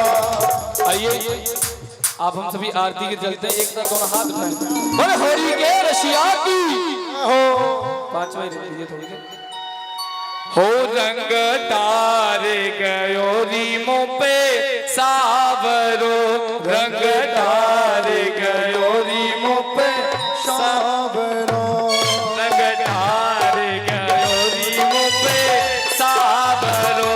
रंगदार गयोरी मोपे सावरो। हे मर गई लाजन हेरी मेरी भी, मैं का करूं सजनी होली में। मर गई राजन हेरी मेरी भीड़ में कहा करूं सजनी होली में। आइए आरती कराइए, आरती की तैयारी करवाओ। आइए एक बार दोनों लास्ट बार हाथ उठाइए, उसके बाद आप हम सभी आरती की तरफ चलना है। दोनों हाथ उठाएं। हा हा हा हा हरि हो। होली है। हा हा हा हा हरि हो। होली है। अरे अरे अरे अरे हरि हो। रा रा रा रा रा रा होली है। अरे अरे अरे अरे हरि हो। रा अरे हो रही है नंदगांव का छोरा है बरसाने की चोरी है बरसाने की चोरी है अरे हो रही है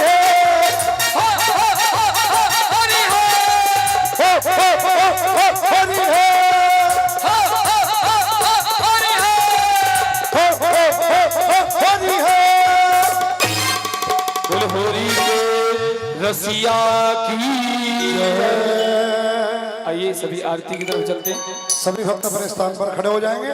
बोले होरी के रसिया की जयकारा जोड़ते लगाओ भूख लगाएगा ना लगी। बोलो वृंदावन बिहारी लाल की। ये है करंट पवन जी, बैटरी डिस्चार्ज नहीं है अभी इनकी करंट में। अब आप देखिए आप सभी को भूख लगी हो न लगी हो, हमारे आचार्य जी को जरूर लगाइए। ये तभी पूछते हैं कि आप सभी को भूख लगी। गलत। आइए आरती की तरफ चलते हैं सभी।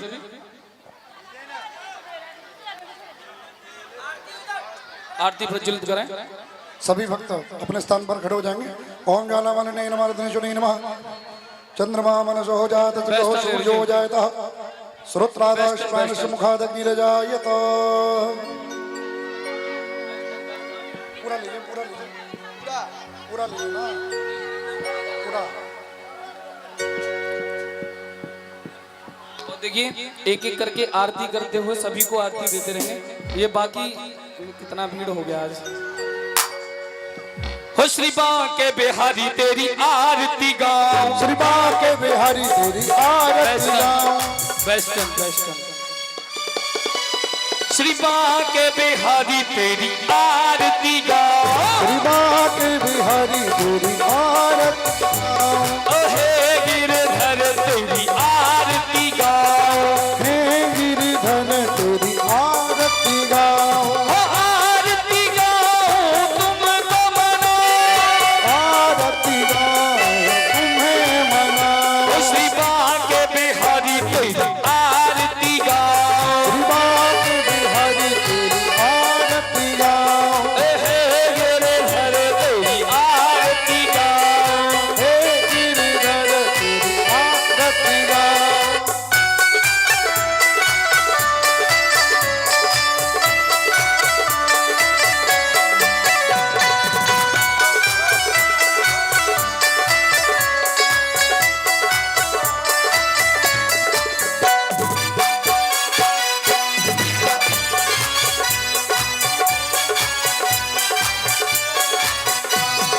मोर मुकुट तेरे शीश पे सोहे, मोर मुकुट तेरे शीश पे सोहे। मोर मुकुट तेरे शीश पे सोहे, मोर मुकुट तेरे शीश पे सोहे। प्यारी बंसी में रोमन मोहे, प्यारी बंसी में रोमन मोहे। या बंसी पे बल बल जाओ, श्री बांके बिहारी तेरी आरती गाऊं। ओ हे गिरधर तेरी आरती गाओ, हे गिरिधर तेरी आरती गाऊं। श्री बांके बिहारी तेरी आरती गाओ। श्री बांके बिहारी तेरी आरती गाऊं। राधे राधे। तालियों की सेवा करते हुए हरि बोल।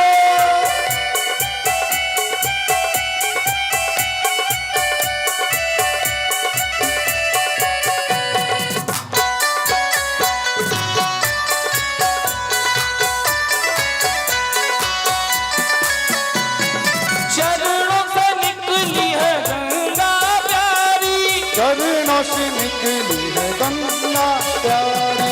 जिसने सारी दुनिया तारी, जिसने सारी दुनिया तारी।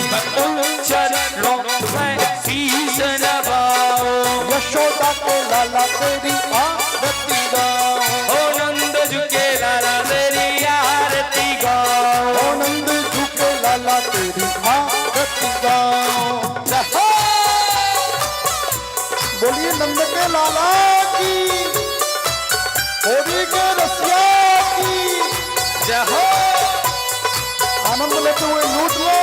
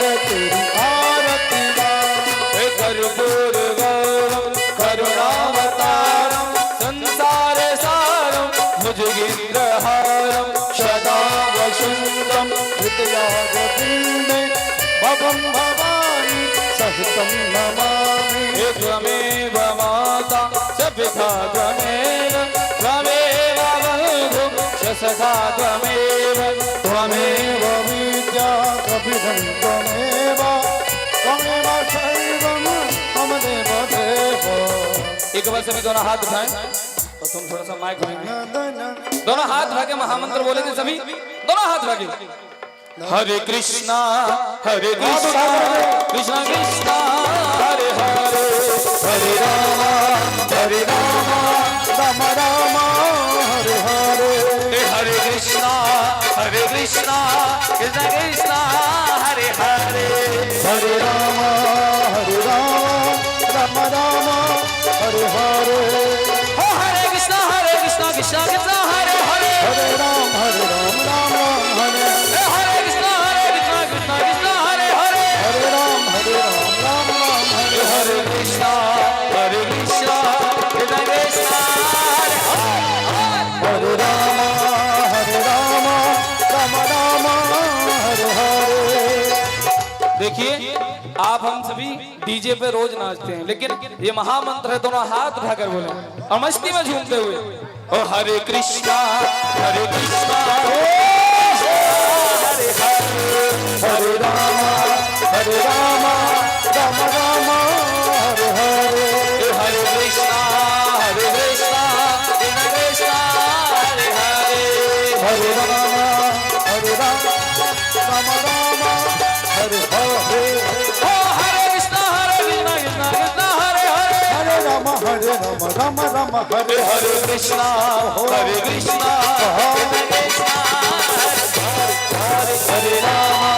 हरे राम राम हरे हरे।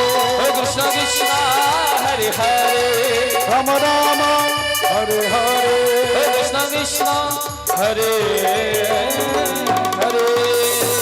ओम जन्मचिद्रीकरणं पुष्पै देवावन्दनं आरोग्यार्थे आत्माभिवन्दनं देवो शान्तिरिन्द्रजगुं शान्तिः पृथिवी शान्तिरापः शान्तिरोगतयः शान्तिः वनस्पतयः शान्तिर्विश्वे देवाः शान्तिर्ब्रह्म शान्तिः सर्वगुण शान्तिः शान्तिरेव शान्तिः शामः शान्तिरेधि अथ मन्त्रोष्वाञ्जलिः।